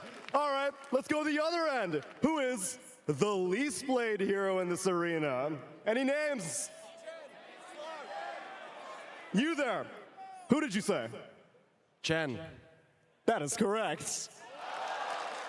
Not a particularly hot take. I'm pretty sure for the dawn of time, Chen is the least picked hero. I'll give you one more. There are 3 players in the audience that have given out over 1,000 commands. Is that earned? I don't think that there are that many Maynard players in Dota. You're just handing these out like candy. Have some respect for your commands. And I believe Slacks has now found someone with a very interesting story. Thank you, Tsunami. Yes, I am here with a very special man. What is your name, sir? Brian. Brian. Now, you've been to a TI before? I have. 5. 5 of them? Which ones? Name them immediately. 5, 6, 7, 8, 11, and this one. Well, that's extremely easy. All right, fantastic. I thought you were going to put a bunch of random ones. So, we've been looking out in the arena for some outliers that are attending right now, and you are one of these outliers, my friend. Do you have any idea why we've collected you? No, not really. Okay, well, fantastic. Well, ladies and gentlemen, I have some news for you. Brian here has played one of the highest percentage of Dark Willow games out of everyone in the arena. In fact, 93% of the games that this man has played in the last several months have been on Willow. You are in the top of the entire arena. Why? I like people to hate me. Okay. How are you feeling? Do you have any advice out there for the pro teams as a man who has more top 1% of the Willow games in this entire thing, including the pro players? Just be a jerk. Carry Willow, good or bad? Oh, if you can last long enough, it's really good. Okay, fantastic. All right, well, thank you, sir. Yeah. Did you ever think that you were playing that much Willow, that you outclassed every single other person in the arena? I had no idea. Well, keep going, you sick freak. I love it, my friend. Thank you so much. Now, don't forget, if you guys want to, you will be receiving an email if we find out that you're one of the outliers here like Brian. We won't tell you what it is, but you can come and we can show the world your sick, twisted stuff. Thank you, Mr. Hero Spammer. How much MMR have you gotten from Willow? Oh, I play unranked only. Smart guy. All right, check out those emails, baby. We're looking for you. And if you're wondering how Slacks and Tsunami know all of that, all the badges are linked to a Steam account, which you should do. If you don't do it, you should do it, because that's your chance for Crimson Witnesses if you're in the arena. But yeah, that means all your Dota history is open to Slacks and Tsunami, which Could be a blessing or a curse. We're going to find out. We're also going to find out which team will get a blessing or a curse here, as in the lower bracket, Gaming Gladiators is awaiting their opponent, and it's going to be either Team Liquid or Team Spirit. It's tied. It's 1-1. We've seen both teams win one, and both teams won with first pick. So we talked a little bit about that before the previous game, but I feel, Sheep, this might be a very important thing going into this third one. Yes, it will. It would be sad if the final game was decided on a coin flip.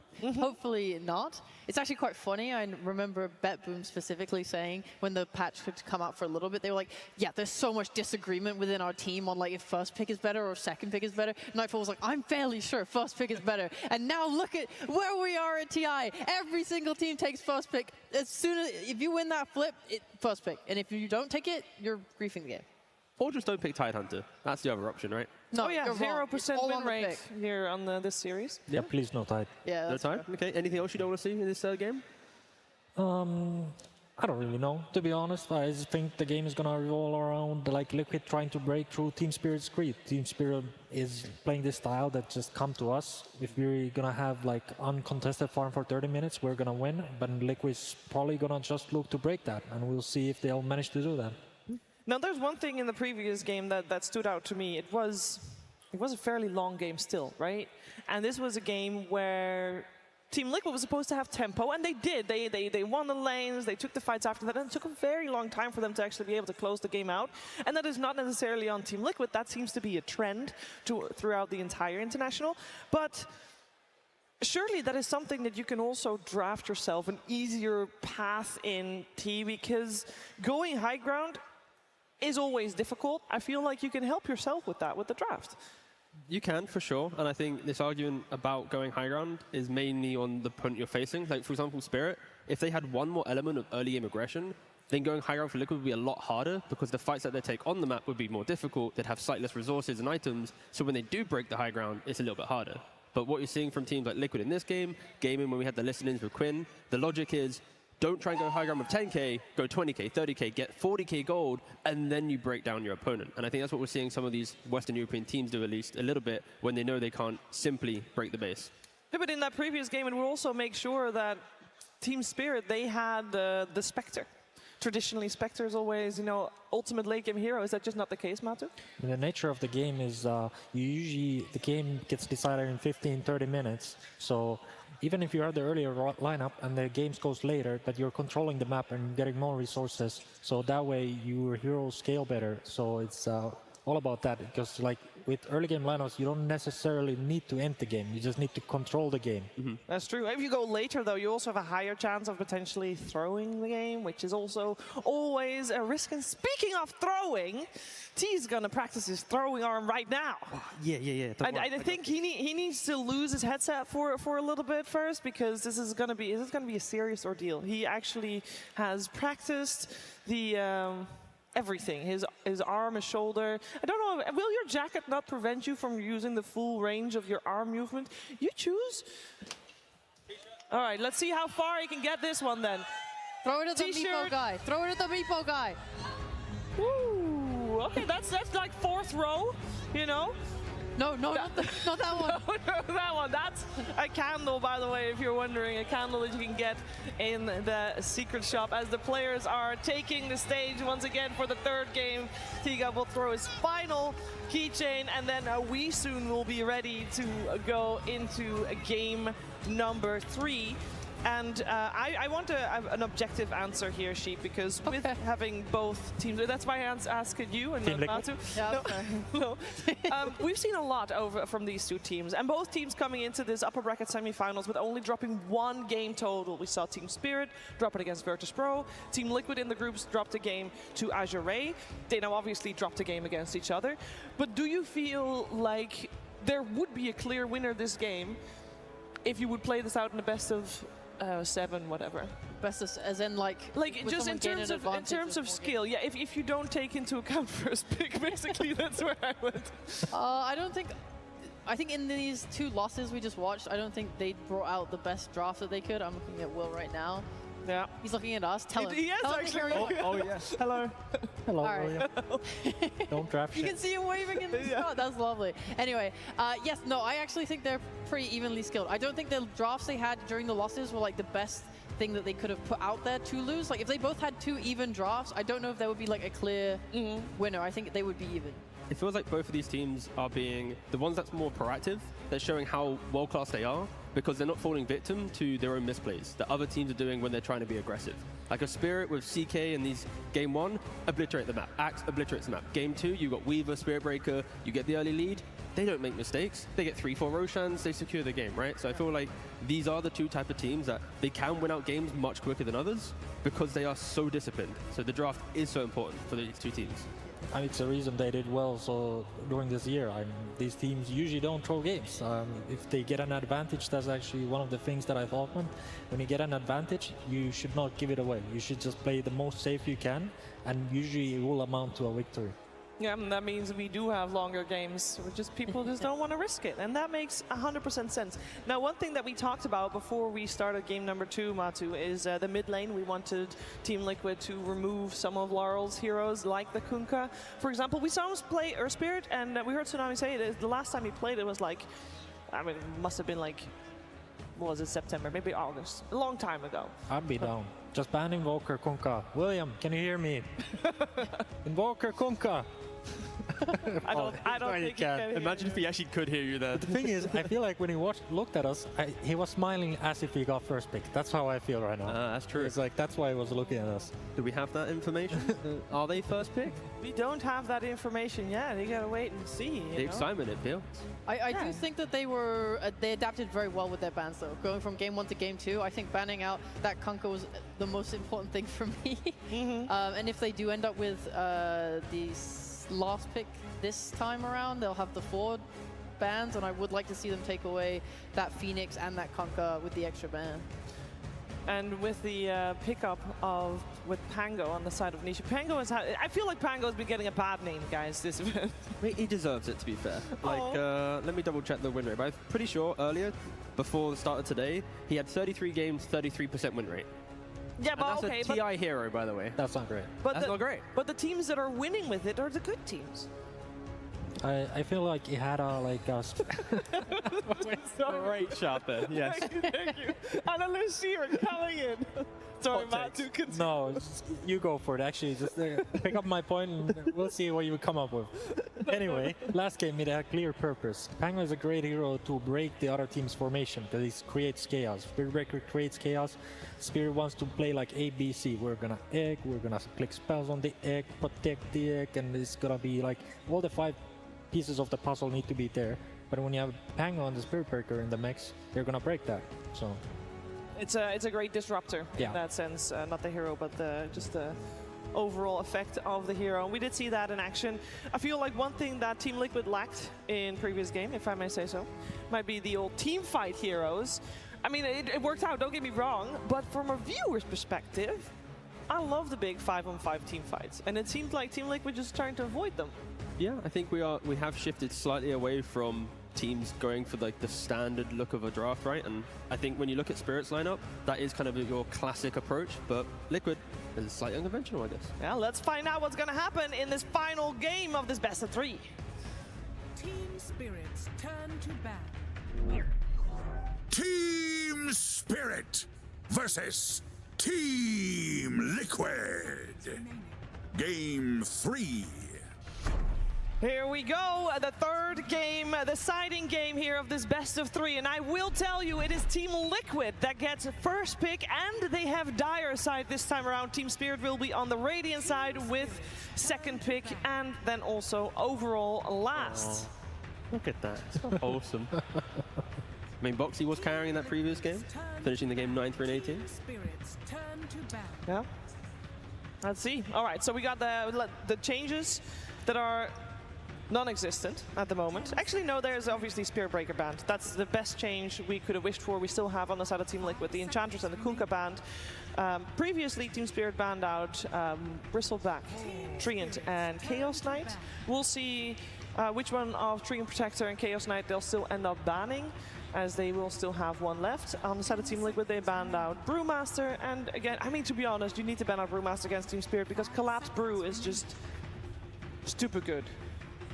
I suppose if you're Spirit, you could not ban the tree because, okay, well, never mind. Whatever. I was going to say they could potentially leave the tree, and then if Liquid want to take it, they can respond with the Phoenix because they like it so much, because Liquid are most likely going to ban Brewmaster again, but whatever. They are holding it again. Last time they ate into their reserve time. Oh, they take Phoenix out. They go for the Brewmaster themselves. Yeah, they gotta do it. They ban out the Phoenix, which I think is well deserved. We've seen Team Spirit with it twice now, and especially game number 1, of course, very strong. Game number 2 would have been very strong, but that didn't mean that Team Liquid had to pick up that Pango, which maybe they don't want to be having to rely on anymore. And Brewmaster, Matu, is in a really good place right now. Yeah, sure. Yeah. I understand. Don't really know myself, but it's a good hero. Good hero. It's all good. I mean, it's still kind of like an old school Brewmaster to some degree.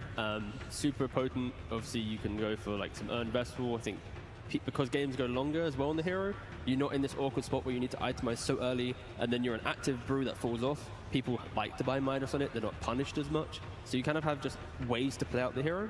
And yeah, I think anytime you have an offlaner that can hit level 6, instantly kill the carry, and just basically put fear into your opponent every time you have an ultimate, it's a pretty good hero. I mean, theoretically, if you're talking Brewmaster is a good hero, okay, back in my day, Brew was always a bad hero.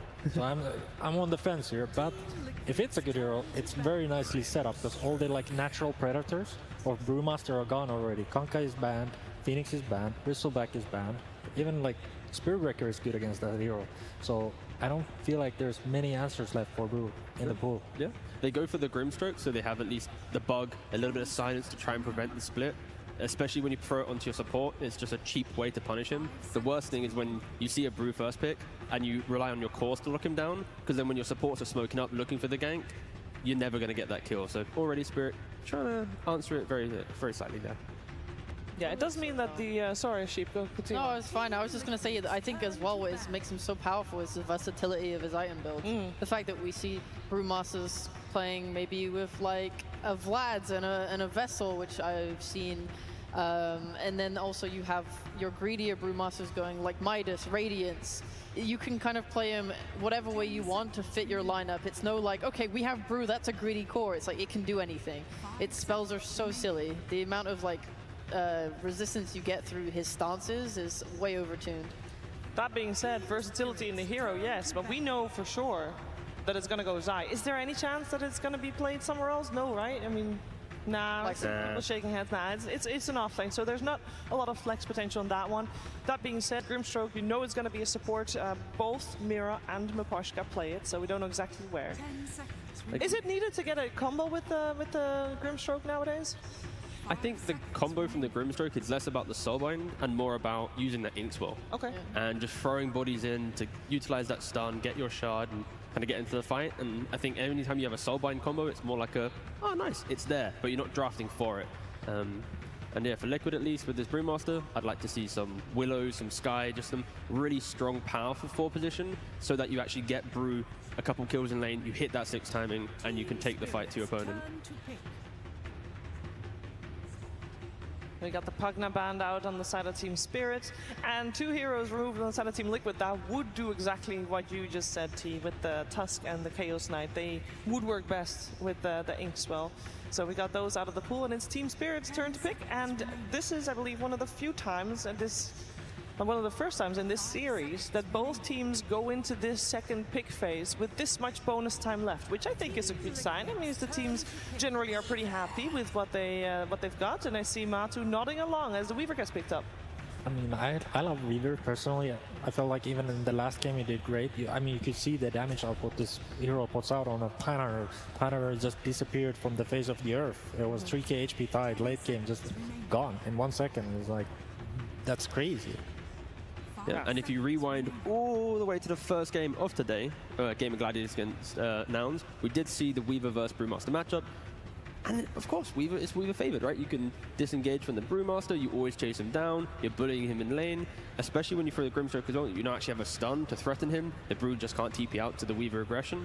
So if they do opt to go for that, it is a tried and tested successful lane against the Brew off lane. And on the other side, if they do want to put it as support, we've seen Grim Weaver support this tournament at the very least once. I saw it, and it was nice because the Weaver could go for the Solar Crest, and which makes him able to use the Inkswell, right? Like usually Weaver at the beginning of the game, he's very squishy, not really able to just kind of sit on top of a hero and utilize that spell. But with the Solar Crest, he can, and you are very effective at using the Twin Gates and rotating onto these lanes because the Shukuchi means that you're so fast. You can do so much. You can even like go mid and then get back to your side lanes very quickly.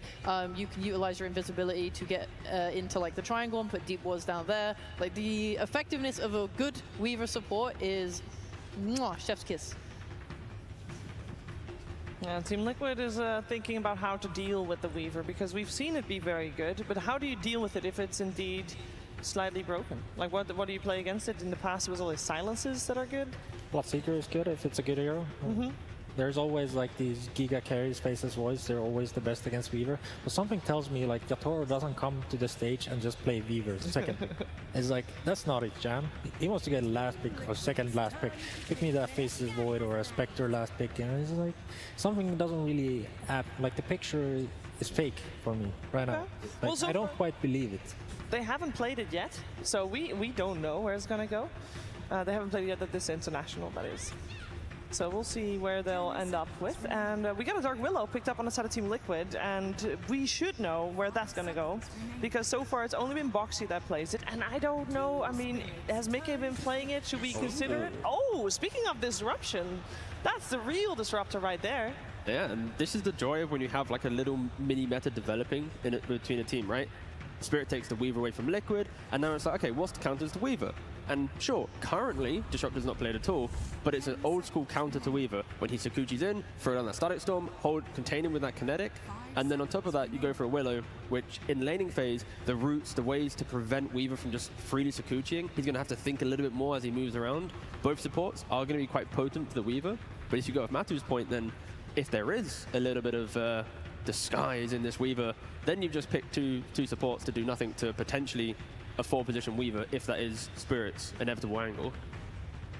We'll see. We don't know yet, right? Holding. I just feel like Disruptor Willow Brewmaster would be an open invitation for myself to pick Faceless Void, or like another hard carry that doesn't really care about these heroes. I mean, Weaver does, to an extent, care about them. So. Why Faceless Void? Is it the BKB timing that makes him? Yeah, I mean, so like Weaver is not a natural BKB hero, although you will buy it eventually, but I feel like a hero that goes earlier BKB will just like, okay, I mean, we have these heroes that do absolutely nothing to me. That's fair, yeah. I can see like the Liquid approach of we're going to hit level 6 Disruptor and we'll just run at Faceless Void over and over and over again that could be abused, but yeah, that BKB timing would put an easy stop to that.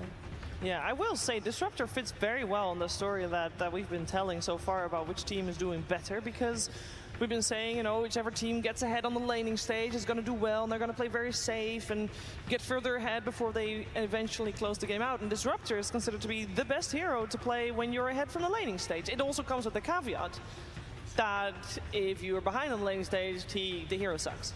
Yeah, you're a hero that wants to play forwards, right? And oh, a little bit of Tiny. I mean, again, a cool little combo with Grimstroke, but going back to the Disruptor, it does help when you're playing with a Brewmaster, because Brew will always set up the vision for you to get that glimpse to find those opportunities. So it shouldn't be a difficult game to see Insonia pop off and drag heroes back. And a Riki. No one saw that one coming. Aha! Jesus, how long have you been sitting on that?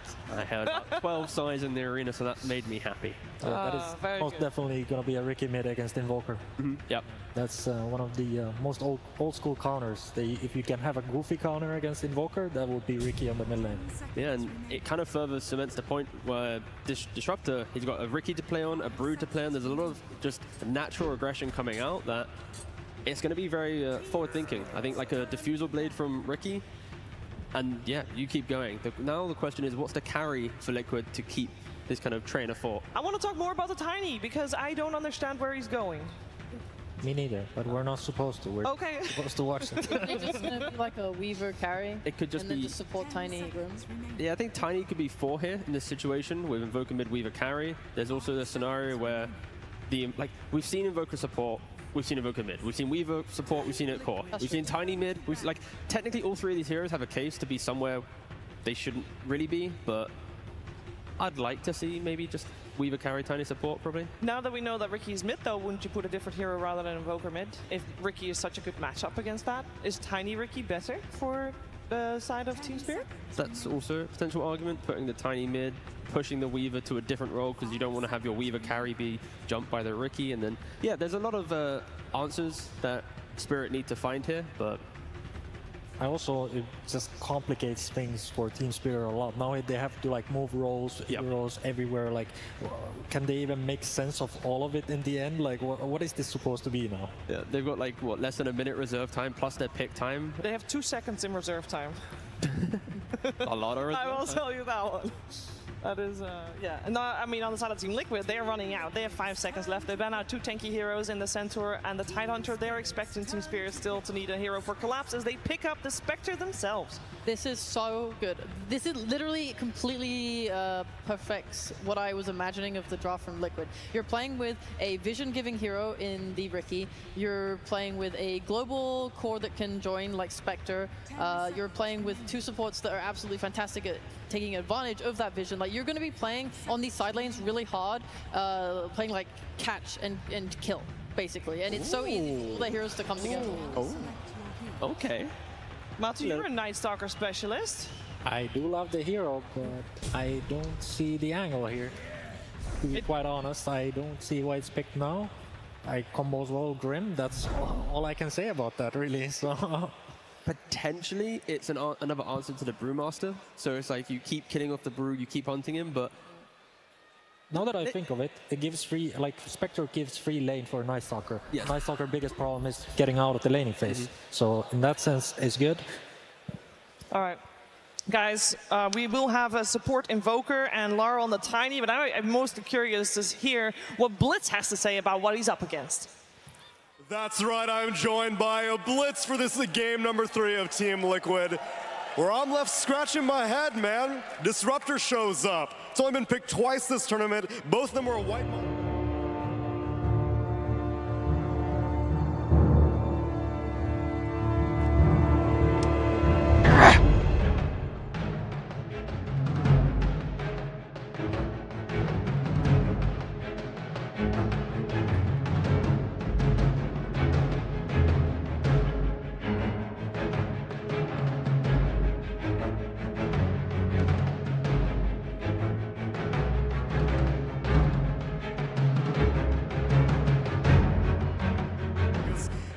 Game 1 looked like team fight out of you. Didn't really work out. Game 2 was tempo, and it worked out well. Here, it seems like you're reverting back to team fight. Take this time. Oh, I didn't want to hear that either. No, that just sounds rough.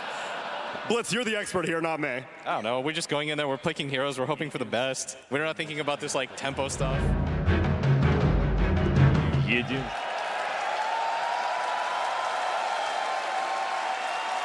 You know, I just did an interview with Silent, and I was like, wow, you guys are considered the favorites. And he's like, I don't know. I don't really think we're the favorites. You know, everyone we beat is eliminated. Can one of you have some confidence? I firmly believe that they will, maybe they'll beat us. I don't know. It's like a 50-50. Let's send it to game number 3. Very humble boy indeed, Mr. Cinderman. We got game number 3 underway in this upper bracket matchup, and winner of this gets top 3 at this TI. Yep. A lot on the line here, a lot of prestige. And if there's anything you want in your determining game to get top 3, it is mid Ricky. That has got to be the thing, and you pick this one.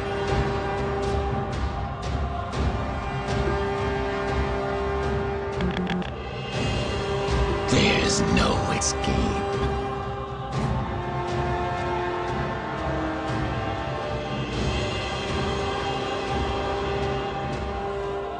Against each other.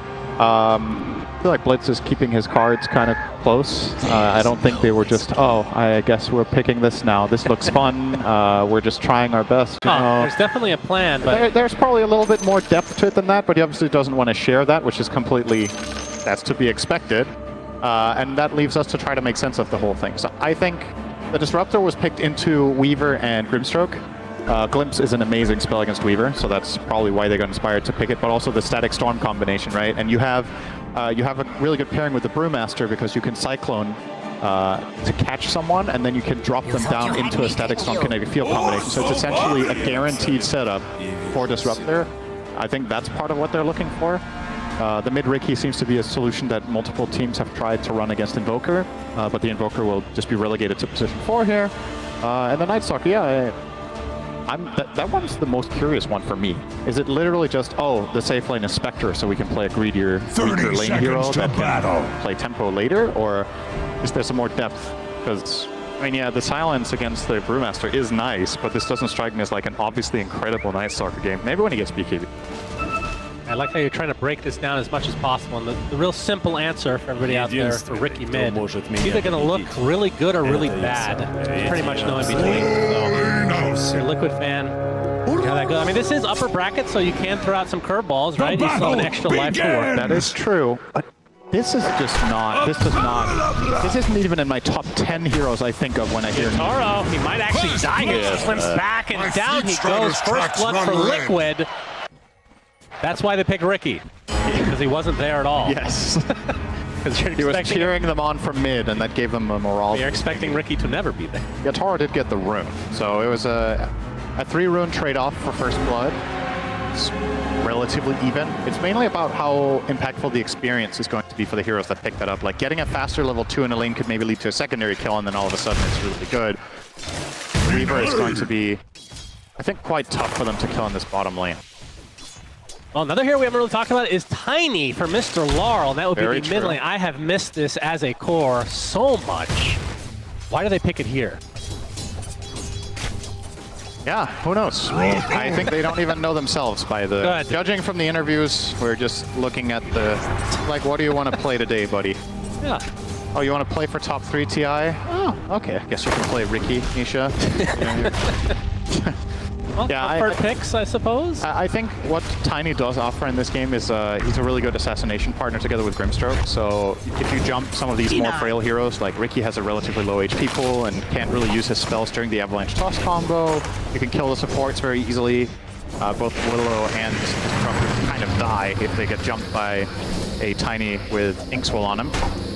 And you have a little bit of an extra thing that I don't want to overlook too much in this game. I think Mira can have a relatively big impact on Invoker with a level in Sunstrike. Just 1 point after the change to how Sunstrike scales with Exort, it does a lot of damage level 1.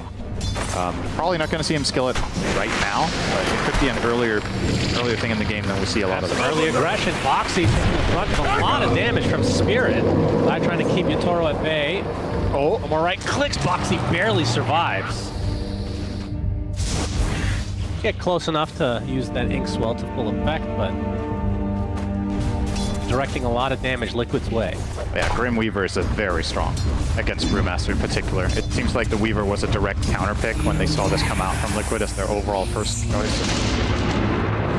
See how Zai manages to deal with what should be a very unfavorable matchup in that bot lane. And it only gets worse, because when Grimstroke and Weaver both hit level 3, just ramps up to 11 very fast. Tornado? Gold Snap Tornado onto Insania. Decent amount of damage. Last, of course, it is daytime, so he is half a hero at the moment. Yeah, he's running double bracers against a weak lane, though, so he's just gonna farm. I don't think they can really stop him from getting CS in this lane. At the same time, though, it's probably also not the worst lane matchup for Mickey either. Minute 5, it's gonna get tricky, because Invoker Night Stalker suddenly transforms into a monster lane. For the time being, pretty good. Nice little play there with the glimpse from Insane to earn him. Radiant's courier has been slain. Shot. Wait, Collapse actually got it because of the Dire's courier has been slain. Thought the glimpse was going to earn them a Lotus, but didn't. See how effective this Night Stalker is going to be. It's not a hero we see all too often these days. There was a time for it, of course, back in your day, many years ago. When's It was a mid hero. When's the last time we've seen Night Stalker mid? I don't know if we've seen it in pro game in this patch. Blood grenade there. Inkswell as well. Yatoro. Credit for that one. This lane is so nasty because as soon as Willow uses Brambles, if they either don't connect or expire on the lane, Brewmaster is just defenseless. You're literally just Shukuchi in with, you drop the Swarm, you Shukuchi in, you Inkswell level 2 on the Weaver, and he just runs on top of him, and Willow can do nothing but look as her Brewmaster just inevitably dies. So very tough matchup here. You sign up for this when you first pick Brew in this patch. Teams are starting to figure out how to really deal with this guy in lane, and yeah, Zai is already trailing by about 1,000 behind Yatoro, so pretty much the entire net worth lead of the Radiant side is in this lane. And in the meantime, silently, 12 denies top for Night Stalker. So laning stage going very, very well for Spirit in this one. Mid lane relatively close on CS, a little bit more on the deny side for the Spirit side. Tiny beats the Riki. I mean, were you expecting this to be any different? I know it's not traditional mid at all. Yeah, I don't really have much experience to draw upon here, but I would there's a lot of games you can look in turbo mode that are probably the matchup. I mean, instinctively, I would say this is probably a slightly better lane for Tiny, but Riki floats quite a lot of lanes, especially against melee heroes, so I guess it's kind of just going to be a wash. And the most important thing for both teams really is that their mid laners start getting involved in some sort of correct action. But Riki is an awkward mid laner in that respect because he doesn't truly unlock his rotations until he gets Diffusal Blade. If you compare that to a hero like Pango, who also goes Diffusal, well, Pango has a lot more to offer before he's before his Diffusal comes out. Riki has these 2 little jumps that do some damage, but it's not Pangolier tier. Collapse now can bully a bit, thanks to it being nighttime. Spirit, you can see, already has a slight advantage in the laning stage. His bottom lane, Yatoro taking heavy damage. Putting as much pressure as he can. Zai's gonna take a Thunder Slap, Pops want to stay alive. Yatoro does end up getting the kill, but the damage coming out from Boxy in that Shadow Realm just too much to handle, so ends up being a 1-for-1. Half a second left in the Shukuchi there, so nice for Liquid to find that trade. That was very close to just being one-sided. Have a toss from Laurel. He's level 6 first. Not that either of these ults are be that crazy in lane. It does offset. I mean, at this point, Riki should be getting out CS like Ruel, right? Like now, the damage discrepancy is so big that Laurel should get more or less every CS that he wants. Not be lucky enough to get the rune though, as that is covered by Nikoshka, who has to. Okay. He gets the double damage. He's gonna get stunned. Do they have the vision? The sentry just in range, and down goes Nisha. Yeah, did he? Very greedy. Did he have vision of them there on his observer? That must have been pretty close to seeing the Grim. Maybe he was just outside the range there, so he thought that he could just tricks down and take that rune. So nicely played from Nikoshka, just being slightly on the right side there. Now that's a big kill. Top 3 net worths inside in favor now of Team Spirit. Another Higgs spell. The change to this spell. Really deep for this. He will die, but Grimstroke as a wash over this changes absolutely insane. What you can do with just having that as a toggleable or whatever you want to call it. Being able to activate it whenever. I'm not really sure what the plan there was from Nikoshka. If he was trying to zone out the Willow and then maybe steal the Wisdom Rune. At this level, that is very unlikely to work. Ends up getting punished and killed by the Riki, as Insania takes a little bit of space mid. So Disruptor as a support, not the strongest laner, and very level dependent. So when you're playing this as a Thor, if he falls too far behind, it's rough. So nice for him to get a bit of space. Now gonna get silenced, tossed up into the air. Inkswell is there as well. That's 2 deaths on the mid Riki. Yatoro gone on by Zai and Boxy, but he has the Shukuchi to enough distance away. So great for Liquid so far. We talked about this Riki potentially being either amazing or terrible. So far on the latter side, Synderen. Still early though. Yeah, but the hero, the way it works, right, is that it's snowballing. Yeah, if it does fall behind, it can very easily become a liability, especially given the matchups that it has. Get caught by Night Stalker Silence, probably dead. Get comboed by Tiny. We've already seen that a couple times, so gotta be very, very careful if you're Nisha here.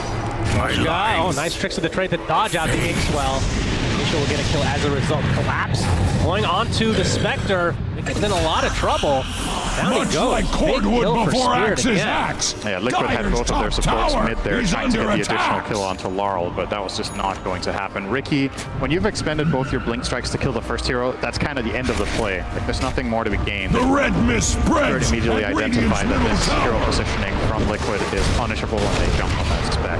Mid lane, Nisha, good smoke screen. They have Oh, he's in damage some here. You trouble here if he gets out. Blink strike onto the creep wave. We're gonna see a primal split from Zai, who's showing up. Maposhka's gonna die, and if they can take out Laurel, this would be a very needed kill for Liquid.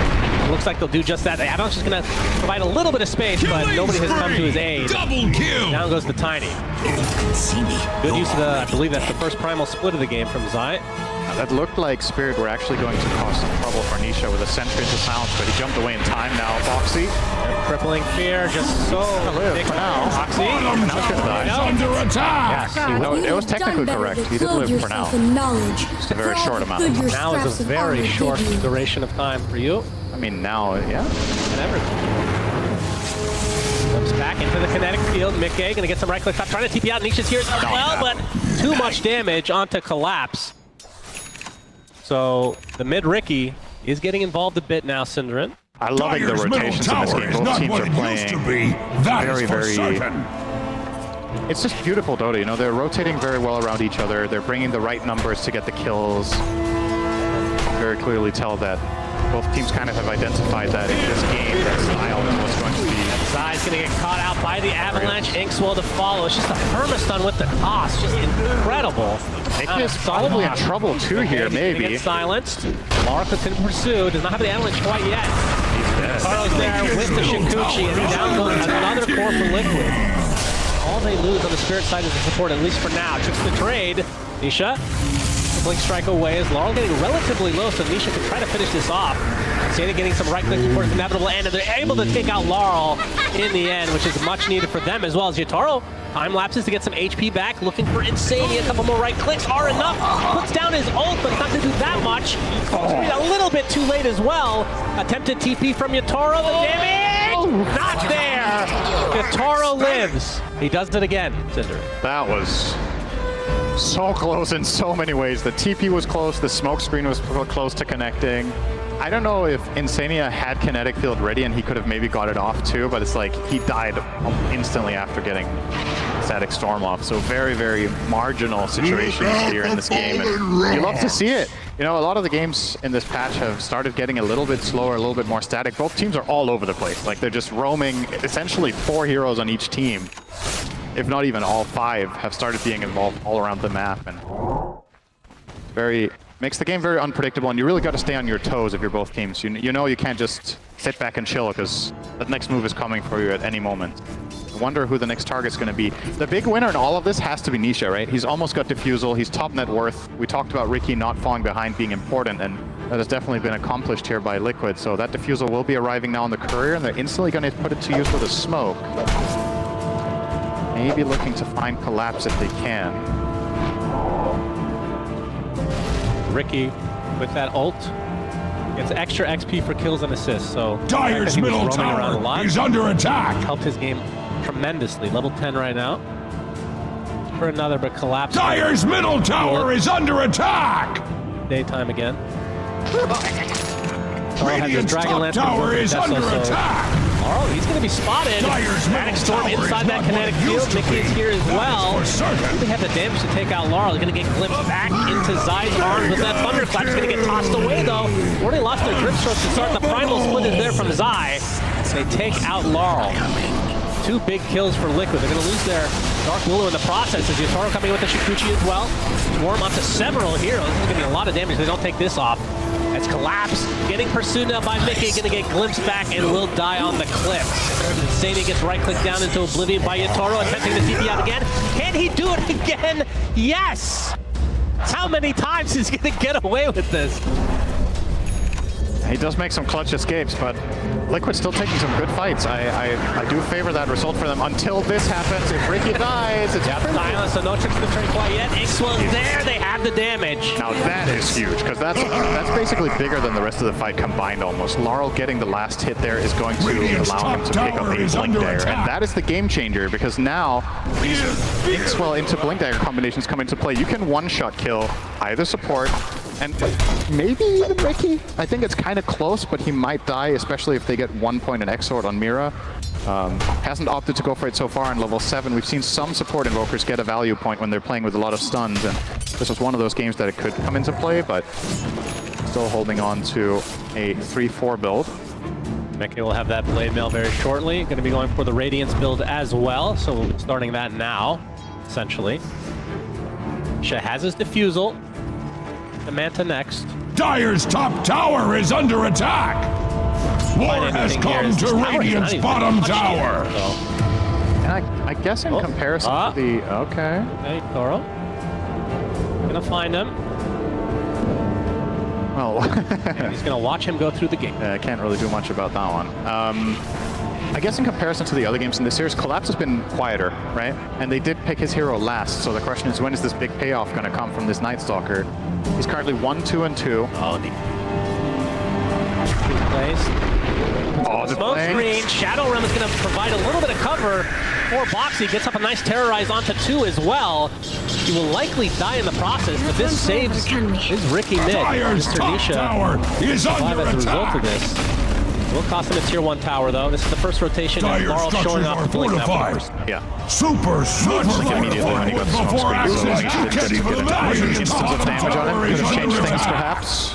Dire's top tower has blame that tower, as you said. Liquid trying to get a little bit of a trade down bottom, but don't really have the same pushing prowess in their lineup. Their lineup's actually just flat out really bad at taking towers, aside from Brew, right? That's the one hero that will get that done. But he's so good, it doesn't matter. Yeah, he has to commit his ult to get it done. Okay, Zai.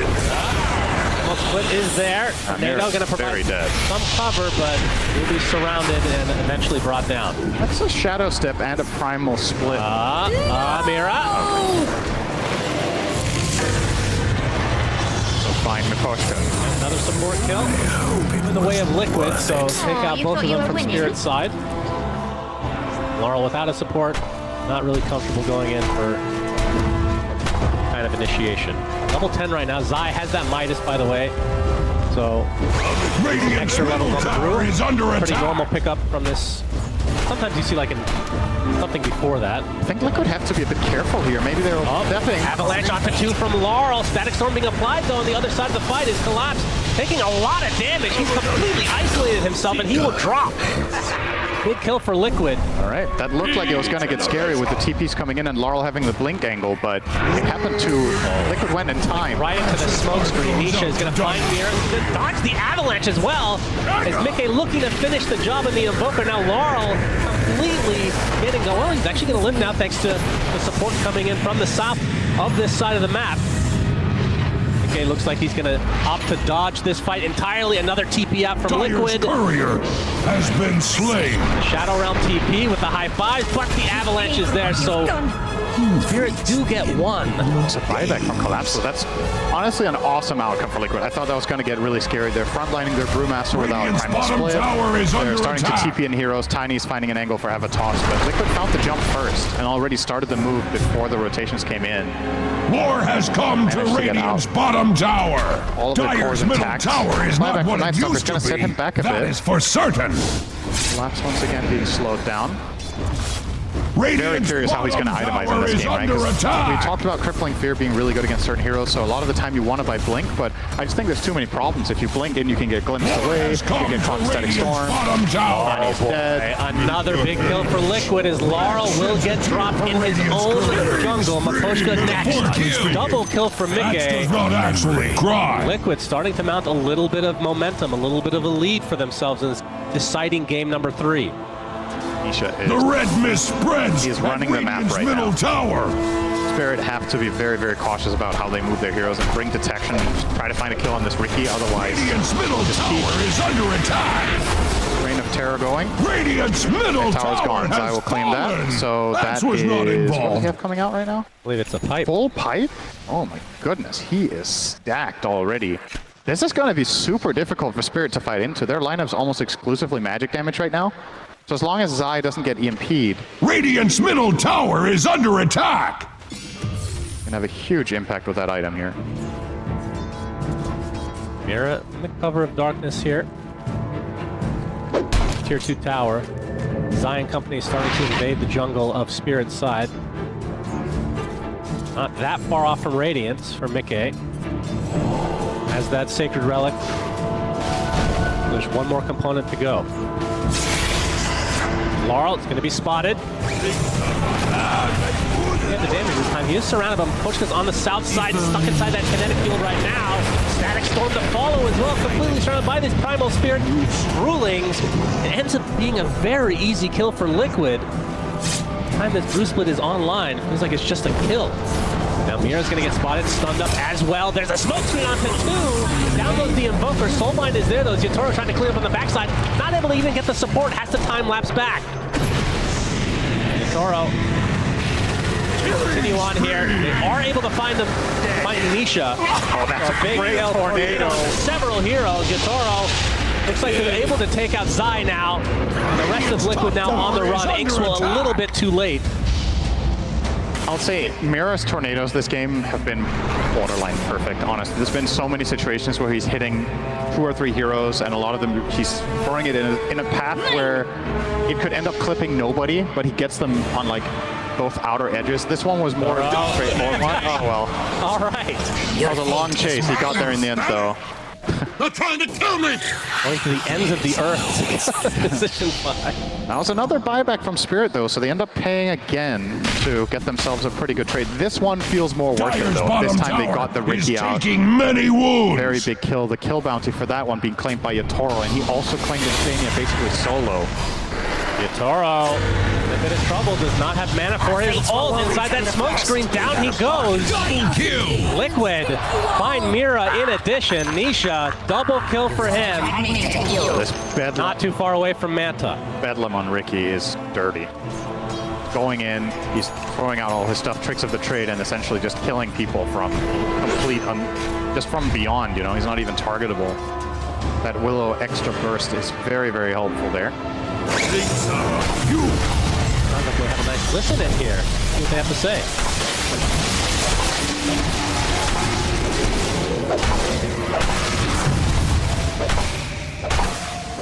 Have another. Okay, well,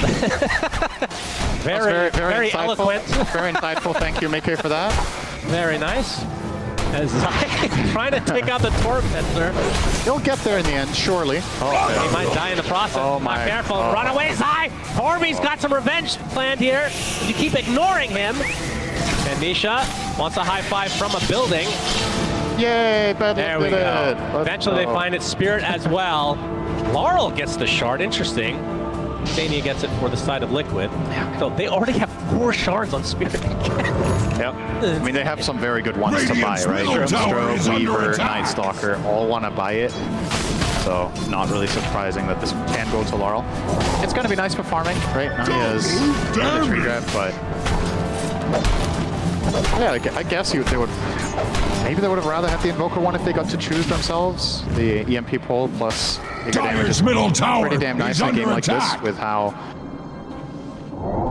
high chaotic non-stop fighting is going on. But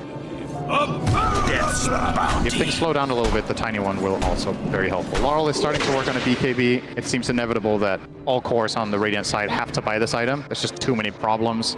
Riki is an issue, Static Storm, Willow, Brewmaster, all of it is insane control. Collapse, gonna get spotted. Inside the smoke. That is will just try to TP. Very ambitious. He's gonna die. 70 seconds. Tower looks to be Liquid flame. Fortification's there though. That's a dieback too. So, I wonder if Liquid are gonna potential Roche here. You're in the right side of the map. Your lineup is not the greatest at it. Obviously, if Spectre had a Manta, it would be a lot easier. still at least has 4 points in Dire's Desolate, top which makes it a lot tower faster. is under Atlanta attack. is pretty garbage at it. Yeah, they're I mean, not Ricky the does best this a first. decent amount, I guess, if you can keep the aggro off. It works. Dire's middle tower is Now, under okay, this was attack. something I was thinking about the other day. Now, Radiant's bottom tower Nisha is is going under Axe attack. and Ricky. What happens if you put Bedlam on him and he jumps into a hero? Does the Bedlam Dire's then follow top that tower hero? is under It should, attack. logically, right? War has come to Radiant's Maybe it will bottom crash the game. tower. Let's hope that's not the case. Back up on sure. We'll just start a turbo mode game if that ends up crashing it. Well, if we do a turbo mode game, that's probably going to be like this one was anyway, right? Oh, close on the glimpse there. Insania just barely got away. Dire's top Mikoshka there. tower is under attack. Now, what if Rubik doesn't get all that? Oh. That actually might crash. There's one employee at Valve, the janitor. Entire job is to clean up all the issues with Rubik. I think they have 5 people employed full time. He to never make leaves Rubik, the office. Rubik and Morphling work in Dota is True. It was a choice. They regret it, I'm sure. Step onto Mikoshka. He looks to be very dead. Wait, you got that Yatoro? In a lot of trouble. He's okay. Okay. Looks like Ricky's going to stay alive here. Terrorize is there, not really clipping too many heroes as Nisha gets off the smoke screen again, but the right clicks are way too much from Yatoro. Actually will live through this engagement. It's collapsed now, taking a Spectral Dagger, nice tornado onto 2. Dies there with that Primal Split available. Mira, to go in, is just going for a D-Ward, knowing that he is likely dead. So 2 for 1. Favor ports for mid Ricky. Dire's that team fight is basically the shall perfect carry example no of how more. important BKB is going to be for the rest of the game. Yatoro is able to take the fight to Nisha. Just pops the BKB, knows that nothing is going to kill him for a while, and they do get that pretty big kill, but still solid sequence from Liquid once again. They're up 4K. They have Spectre. We know how fierce this hero can be late game. This is the same matchup that we saw in the previous game in this series with the Spectre versus Weaver. I say previous game, that's literally the previous. Just that this time the Spectre team is the one that's ahead. So that matchup's going to be very, very different. Split use there, by the way. A big cooldown. 2 full minutes now without that. We'll see if Spirit try to capitalize as BKB for Laurel is there. Finally, the Manta comes through. Mickey, so he's got the Radiance Manta. Zai going for, I mean, a lot of times we see the Brewmaster go for Radiance, but probably don't want to, so going for the auras. This is an interesting choice here coming out from Spirit. They're being scanned out. Yeah, that was an Liquid instant knows. scan. But no Brew Split makes this very difficult for Liquid to do anything about, so as much as I said that's interesting, it's actually kind of obvious play now that I think about it. It's not, you're right, it's not interesting. It's the least interesting thing you've ever said, probably. Very, very straightforward. They will grab it. Let's go to Yatoro. Unsurprisingly. Very uninteresting that they put it on him. That was what you could have expected. They're really on a roll today. Very uninteresting. Oh, I try. So, let's see, what big items do we have coming up next? So, with that Roche, things are probably going to slow down a little bit for Liquid's ability to play aggressively because Weaver will be very hard for them to get twice in a row. So, we'll probably finish the NPB within not too long. He's about, Much like Cordwood before Axe's axe, Dire's top tower is under attack. 2.5k, excuse me. So it will actually take quite a while. But he needs it because he's against Brewmaster and he's against the Radiance from Spectre. That seems like a straightforward thing. And something we haven't really talked about in this game is Break, right? That was a conversation from last game against the Spectre where we ended up seeing it coming out in the Spirit Breaker. Who's gonna buy Silver Edge on Radiance lineups? Night Stalker? I've seen it on Tiny before. Tiny mid. could. It's kind of meh, but it can work, of course. I mean, eventually you get the Ags, right? So you have crit anyway, and yeah. But then, like, that's kind of you're doing that from afar a lot of the time. But that's why it gets awkward, right? Because okay. Oro out of there. He felt a little bit. Tower is under attack. He felt a little bit extra confident because of the Aegis, and maybe thought they weren't even going to try, but are shying away from the fight there. Collapse has his shard, eating up creeps. Eyeing up a nullifier into Dagger currently. 3k lead for Liquid. We might have an engagement here. Smoke screen again with the Spectral Dagger. Man, he is just stuck in place. Cannot do anything. There's still the Aegis, of course, on the side of Spirit. Running half HP is the Weaver. There's initiation from the Laurel, but he's going to get glimpsed back out right off the bat. Going to break things up for the time being. 3 minutes still on this Aegis. Spirit trying to force something. Collapse wants to steal the Wisdom Rune here. That'll be a pretty big steal. He's pinging it out. He has perfect vision. Dire's bottom tower is will be under the scan coming out from Liquid. Bottom tower Too has late. fallen. Actually, Max wishes it was you Not going for it. He wants Insania instead. Crippling Fear now onto 2. They can get the Primal Split, man. They can do it. He cannot get off his ult. 50 seconds dead for Zai. That is a huge ultimate not available for the side of Liquid. They're going to lose Grimstroke, though, to start things out. Misha getting pursued. Only at half HP. He's taking so much damage. Weaver just rips him a new one, but Laurel dies shortly after. Lots of trades on both sides. Throw pop the BKB. Sunstrike not going to clip. Ghost Scepter's there for Boxy, but will eventually die. Good exchange again for, I say again, a good exchange that time around for Spirit. They basically equalized the game in terms of net worth, and starting to see this Weaver really pop off in the fights. And I guess most importantly for them, Laurel is significantly overtaking Nisha right now. It's kind of flatlined a little bit. Nisha was running this game, and a couple of fights in a row now, they've been able to isolate and kill off this Riki, who's kind of struggling to find a footing. As soon as he gets Crippling Fear or get caught by the Tiny, you don't have any BKB, can't really guarantee to reset and get out of there. So he's very much dependent on other heroes causing chaos, and the #1 chaos creator in his team was the first hero to die, namely Zai, and not getting that primal split off was huge. And honestly, Collapse's choice to scout the Wisdom Rune, see it spawn, and then not go for it, and instead go for this jump was instrumental in this outcome. So very good decision making on his part. He's now rocking Shield Rune. 4,000 health on him effectively with that right now. We'll lose it all to Spectre Illusions. Very normal. But still quite tanky and looks beautiful. Glowing white is this surprising? Dire's middle tower is not what it used to be. That is for certain. It's like a 50-50 game. It is a Spectre. Gaben loves Spectre. It's always true.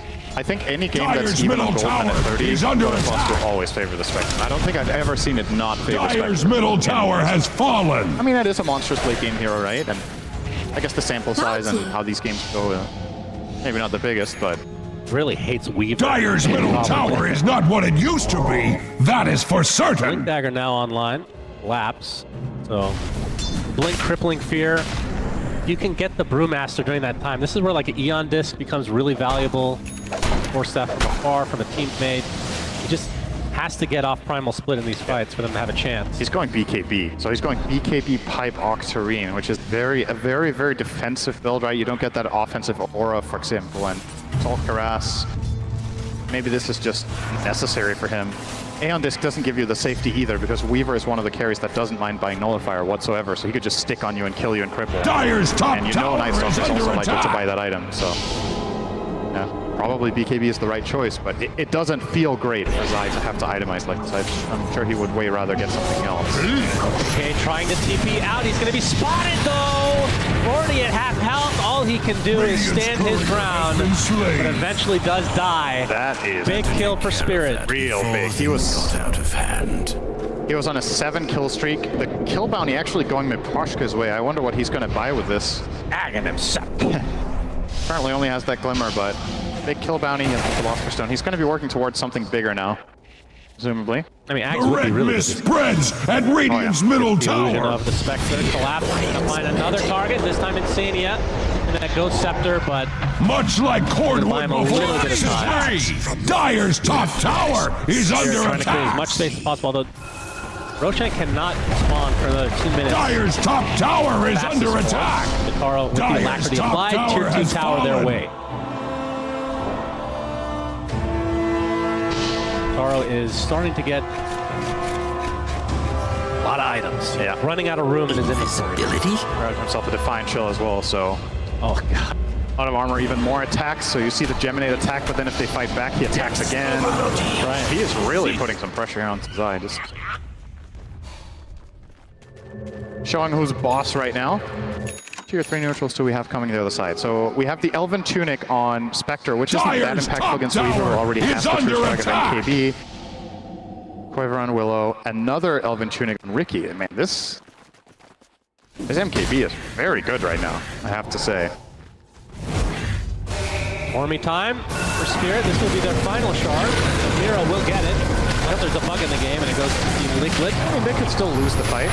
Yeah, they are losing it horribly. Collapse refuses to give up.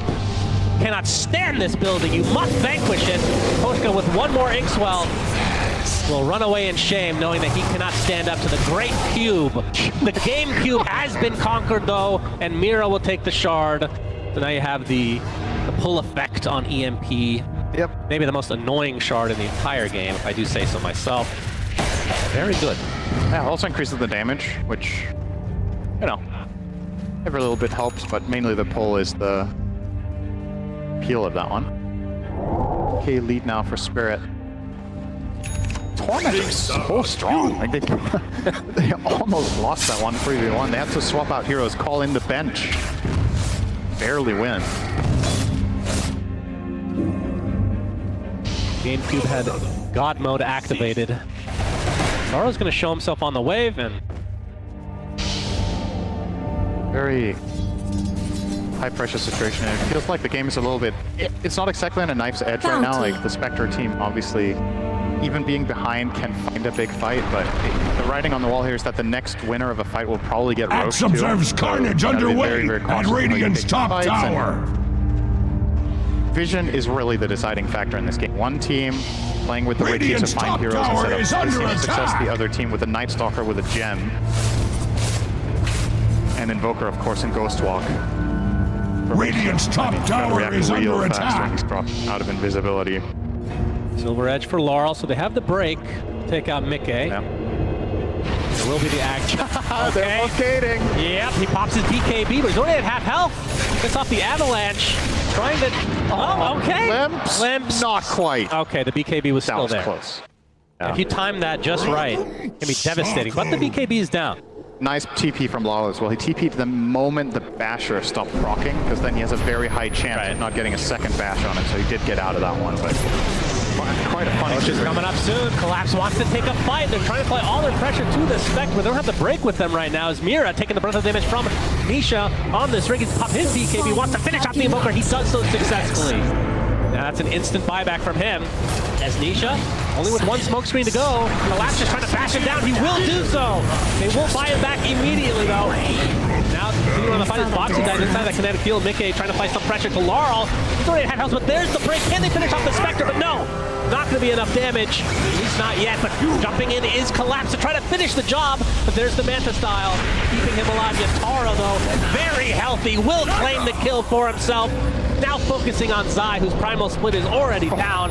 Barely lived for the last Gemini attack. Big Sunstrike coming out, double kill for Yatoro. And just like that, I mean, effectively it's a 4v3 right now, but there were some buybacks coming out. It's a dieback on Riki. Nisha's game really starting to go down the drain here. He is now 6th on net worth, behind every other core. Mid Riki, we said it when the game began, it's a very snowball-y hero, and he was off to a good start, but as big as that snowball became, it kind of just came crashing down, and he just lost all of his advantage. And this game, to me right now, it's all Yatoro and Collapse just flat out overpowering them, just kiting them around these fights, outlasting the Primal Split, outlasting the Riki damage. Yatoro with the Satanic, effectively second life in that fight. Collapse just keeps playing the angles with the ult, so beautifully executed from Spirit. 12k up. And if last game is anything to go by, Weaver is not struggling with killing Spectre late game as long as there's a break in play. So true. You don't have to worry if you're a Spirit fan that they're going to run out of firepower. Tiny is also a little bit of a wild card in that regard. Sure, he's the one applying the Silver Edge, but he could technically Silver Edge hit and then get a couple of trees off with his BKB volley. They force out Zai's BKB already. Yatara will take that. He still has his agents, so he's standing trying to get the power. Mickey coming in. They do a lot of damage to Yatara, but he's going to be able to live through his onslaught. He's going to get glimpsed back, though. Satanic there as well. Satanic healing up nice and sound. Going for a potential kill onto Zai now instead. How is he still alive? This is basically a 4v1. Yatara and Shakuchi's away very safely as Collapse buying some time. With that crippling fear, as the primal split is used from Zai, if they can't get anything out of this, it'll be a disaster for Liquid. Got a BKB. Flips back, but the BKB's there, and they effectively get no kills. They do force out a BKB or two. So much That's more. a big ult down. Boosting that split could potentially open the door, but Yatoro decided to TP back to base, so he's gonna continue farming up. Approach that level 25, which is even more of a damage boost for him. We've seen how hard he's hitting already. Another Geminate attack. Or the Shukuchi talent if he wants that one. Both talents are incredibly good. Shukuchi dropping from 6 to 3.5 second cooldown with that talent allows you to position yourself in the fight very quickly and keep being mobile. But I reckon he's probably going to take the Geminate attack and just try to overpower them during the CC. Plus, that's going to be more effective at sieging high ground anyway. Yep. Oh man, Weaver with Alacrity seems to be soft. He is so strong. Okay, they find Nikke here. He's immediately going to jump out. Yep. Looks like he's fine. Dodge the bullet there. Liquid going to try to end this eventual push. Still 2.5 minutes on the Aegis, so they don't have to rush this from the Spirit side.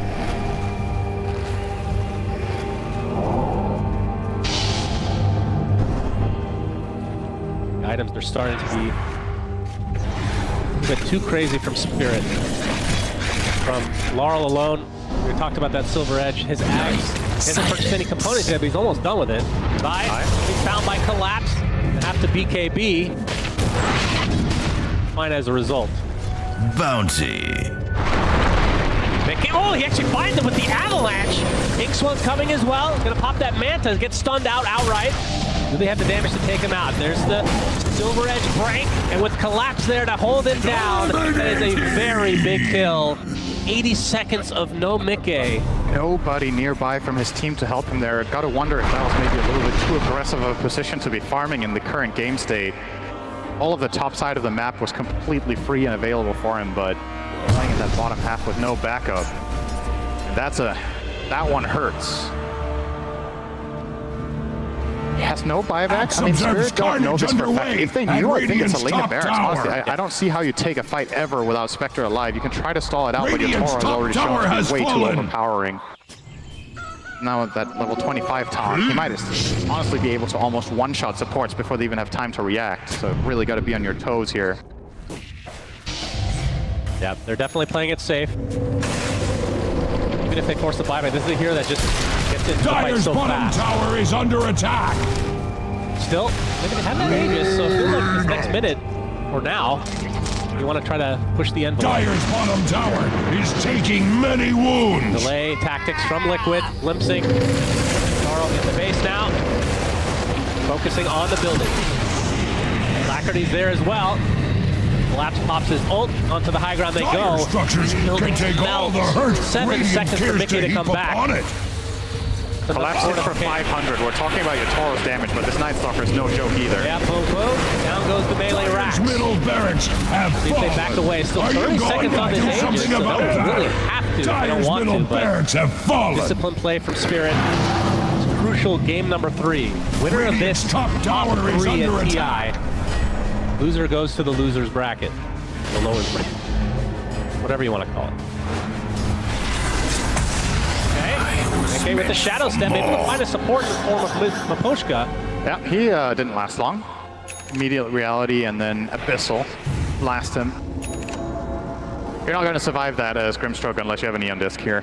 The kill is just way too quick, so at the very least, Liquid open up a little bit here. Now the question is if they can capitalize on it. They're trying to with this smoke, but Spirit being very careful with their position. Get any more caught here.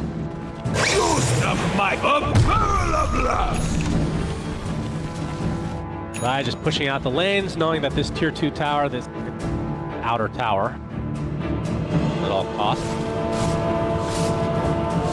Okay, working on a Scotty. Already 1 ultimate orb in if he wants to purchase it. This is the best item to buy here. I think it's kind of difficult because arguably you also really want either a Nullifier or Bloodthorn, so you can go in, isolate targets and kill them. Maybe he feels like he needs a little bit of an all-around tanking from this Scotty, but This is a game where Spectre needs to get 6 slotted to have any hope. Still quite a bit to cover for that. Still rocking an Urn. I would love to replace that one. So, he's considered, I want to say, relatively poor on the Spectre in this game. He has almost 400 CS and still... Well, compared to the Spear. Yeah, but also just when Spectre has this many creeps and this KDA, I feel like usually the hero has a little bit more to show for it. 40 in, like, I would think this Urn would have been replaced already, so I wonder where all that gold went. I mean, that's just them being cornered in the base, right? He's probably getting some lower quality CS as well in terms of just raw net worth, not killing the Ancients, not getting bigger creeps. Be a little bit misleading. Spirit, we'll see if they want to just wait for Roche. Another minute away. Smoke from Liquid, though. Gem's still on Collapse. I feel like he has not died in quite a while. He's had that for really long. 7, 4, and 10 right now. Probably one of the scariest heroes. The Night Stalker just coming up high ground, walking through Dire's terrain. bottom tower is under attack! Tier 2 tower. Dire's bottom tower has fallen! Spirit positioning themselves for the Roshan to come. It is a minute Dire's until bottom nighttime, tower so it's is not under a fast time. attack. It'll end up in the top area of the map.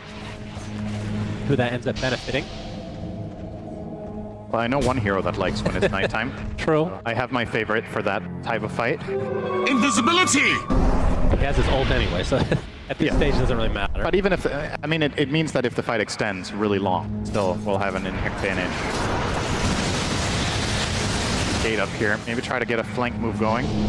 Do have a smoke on the Ooh, really fast Roche. 8 seconds. Oh, Mira gets caught immediately. Yeah, deleted. Does have buyback, though. That's a long respawn timer, though. Might have to buy back here if you want to contest Triple initiation from Collapse with the nullifier, bringing Dark Willow down to her knees. Boxing dead. Collapse standing his ground against Nisha. Doesn't really care about anybody. Primal Split already activated. Laurel swiftly killing a couple of them. Get pursued. He's going to get dusted. In fact, now he's kind of all alone. He's going to get Abyssal Bladed by Mickey inside that Static Storm. Now, big kill for Liquid. No buyback for Laurel at all. He's by Ricky on the other side, so big trade for the likes of Team Spirit. Now, Mickey trying to run away, being pursued. Nullifier with the blink from Collapse. Double kill for Yatoro. And Roche will be joining you very shortly. And despite having that Ag Static Storm, if they don't have the Ag Static Storm, I think Tiny doesn't die. He couldn't use the cheese, right? So that could have been big for Liquid, but it's just not enough. Ricky keeps being traded away in every fight. Spirit are on top of him, and now try to siege the high ground once again. And with these buybacks unavailable, this is absolutely the second lane. Oh, yeah. They can probably get second lane plus Roche here. We'll see if they try to fight over more than that, if they want to try to get Megas even. I mean, Weaver pushes stupidly hard. It's a very, very quick push. Yep, that is backdoor protection. Doesn't matter. Tower has all right, like no Dota 1 days. Now the backdoor protection's gone. This is second lane of racks for Team Spirit. That took 10 seconds. They could get Megas here for sure. He's not going to back off. 50 seconds of no Spectre, 30 of no Ricky. Just a Brewmaster and 2 supports. They're going to keep glimpsing back. The damage is still applied. It could be global for all he cares. The lane pack is coming from Liquid again. The BKB pop from Collapse. They have the win in their sights. They take out the tier 3, but now backing away.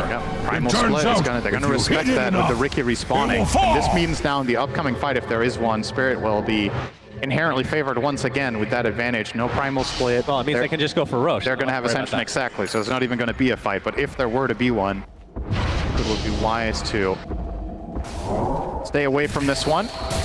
Roche wants to leave, knowing what fate is coming for him. God, this There's the Aghanim Scepter, by the way. Wild. So that is going to be... All right. Roshan has fallen to the Aegis, the cheese, and now Refresher Shard, which Collapse is going to hold for the time being. It just... Did I hear a cheese? Well, there's still a cheese on... Yeah, we had that already, right? I think they instantly ate it. Okay. Really hungry. He definitely ate it. Sometimes you're just hungry. You know. It happened. Aghanim Scepter now there for Miposhka, by the way. We talked about this as a potential thing in Dark Fortress.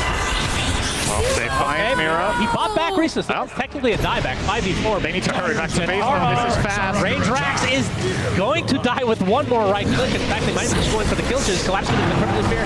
There's the Abyssal Blade as well. Is not enough damage to actually get a kill here as Mickey trying to limp back to his fountain. But Laurel and company forcing out the fortification. Now Laurel looks like he's going to be the sacrifice for Team Spirit. They don't get what they came for, but they did force a fortification. Yeah, Weaver needs 4 free seconds, and this is Megas. Honestly, Yatoro could maybe Shukuchi in there, pop BKB, and just go for it, but playing it really safe here. Yeah, true. Not going to take that risk. Collapse looked to have the opposite opinion. He popped his BKB trying to commit, but they ended up kind of having to back out. Or rather, no, actually he didn't pop his BKB. He popped his BKB to escape away from the glimpse, so take that back. They were kind of on the same page, so that was a reset. But now Liquid, will you try to do something with this 5-on-3? Buyback available on Tiny. Spirit, just get the hell out of here. Around. The risk is too high, which isn't enough to obtain by forcing this fight. You know you are this close to top 3. Fight. Might not even need to fight. They just need to get to the base. Yeah, I mean, look at the top lane. It's already pretty pushed, so... Yeah, Mickey has to take care of this. He's going to show himself, push out these lanes. Right, especially without that fortification. Radiant's bottom tower is under attack. Liquid want to do some base pushing of their own. They're sick of being stuck in their own. Okay. Holy! Getting surrounded and destroyed. Does have his buyback intact. He was not ready for that jump. Everything out here. The Primal Split taking out the tier 3 tower in the bot lane and now focusing on the barracks. Team Spirit, are you going to lose a barracks after all of this? Collapse again, still has his buyback available. Primal Split is ending though, so not a whole lot of tower damage after the fact. This Dark Portrait is effectively forcing them out. Look at tower is under attack. Oh my god.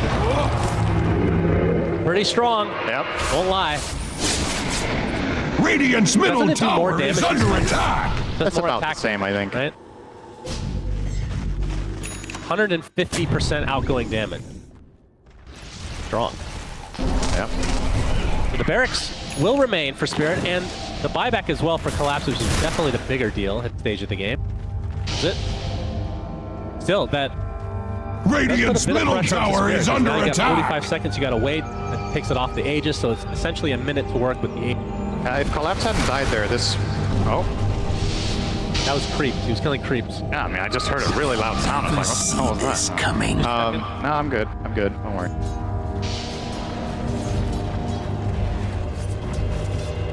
He's going to be spotted. Taro's like, oh, there's a panda here. Forcing out the BKB. Zai still doesn't seem too bothered by this. A decent chunk of Spirit's lead that was lost Radiant's there in that middle exchange. tower has fallen. We've got a couple of towers. They got a big kill. Suddenly starting to feel within reach for them once again. And if they can outlast the Aegis and take one good team fight, all of a sudden this can start getting really, really interesting. Spirit are probably going to try to force this bottom barracks within the next minute, I would imagine. They really want to just escort this creep wave that they've got coming. Liquider's not going to let them reach the base. They will try to take this fight outside. Smoked up on Brewmaster with a ninja gear.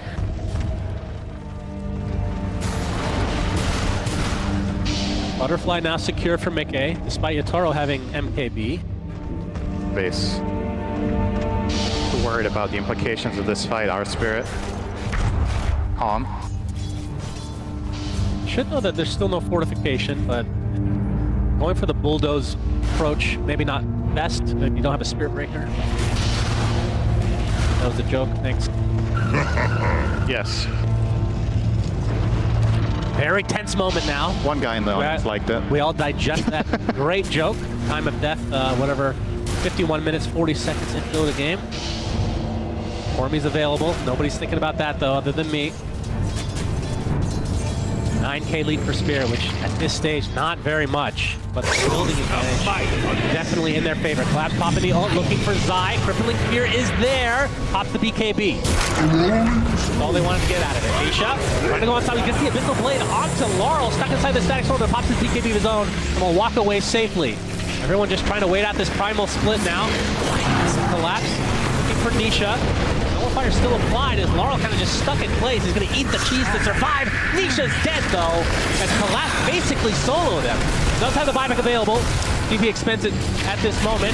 Looks like Mickey's going to be next on the list, though. No buyback on him. That's big. No buyback for him, so that's a 4v5 essentially, with a buyback now coming out from Nisha. Collapse for the kill onto Zai. Tornado for the time being already at half HP. He's just melting under the pressure. And that's another hero without buyback on the Liquid side. Effectively 5 versus 3. And all is open for Spirit to potentially take this game number 3. What it used to be, that is for certain. Dyer's bottom. A couple more right clicks and down go the rest of the buildings. Mega Creep secured for Team Spirit. Now going for the tier 4s. That's the last fortification for Liquid now. Dyer's middle tower is under attack. Take off Curse Crown, not even caring about anybody. It's so much building damage. Already both tier 4s down to static, so putting all their effort onto the Weaver. Laura literally ignoring everybody along with Collapse, as they will take down the Ancient and Team Spirit and secure themselves top 3.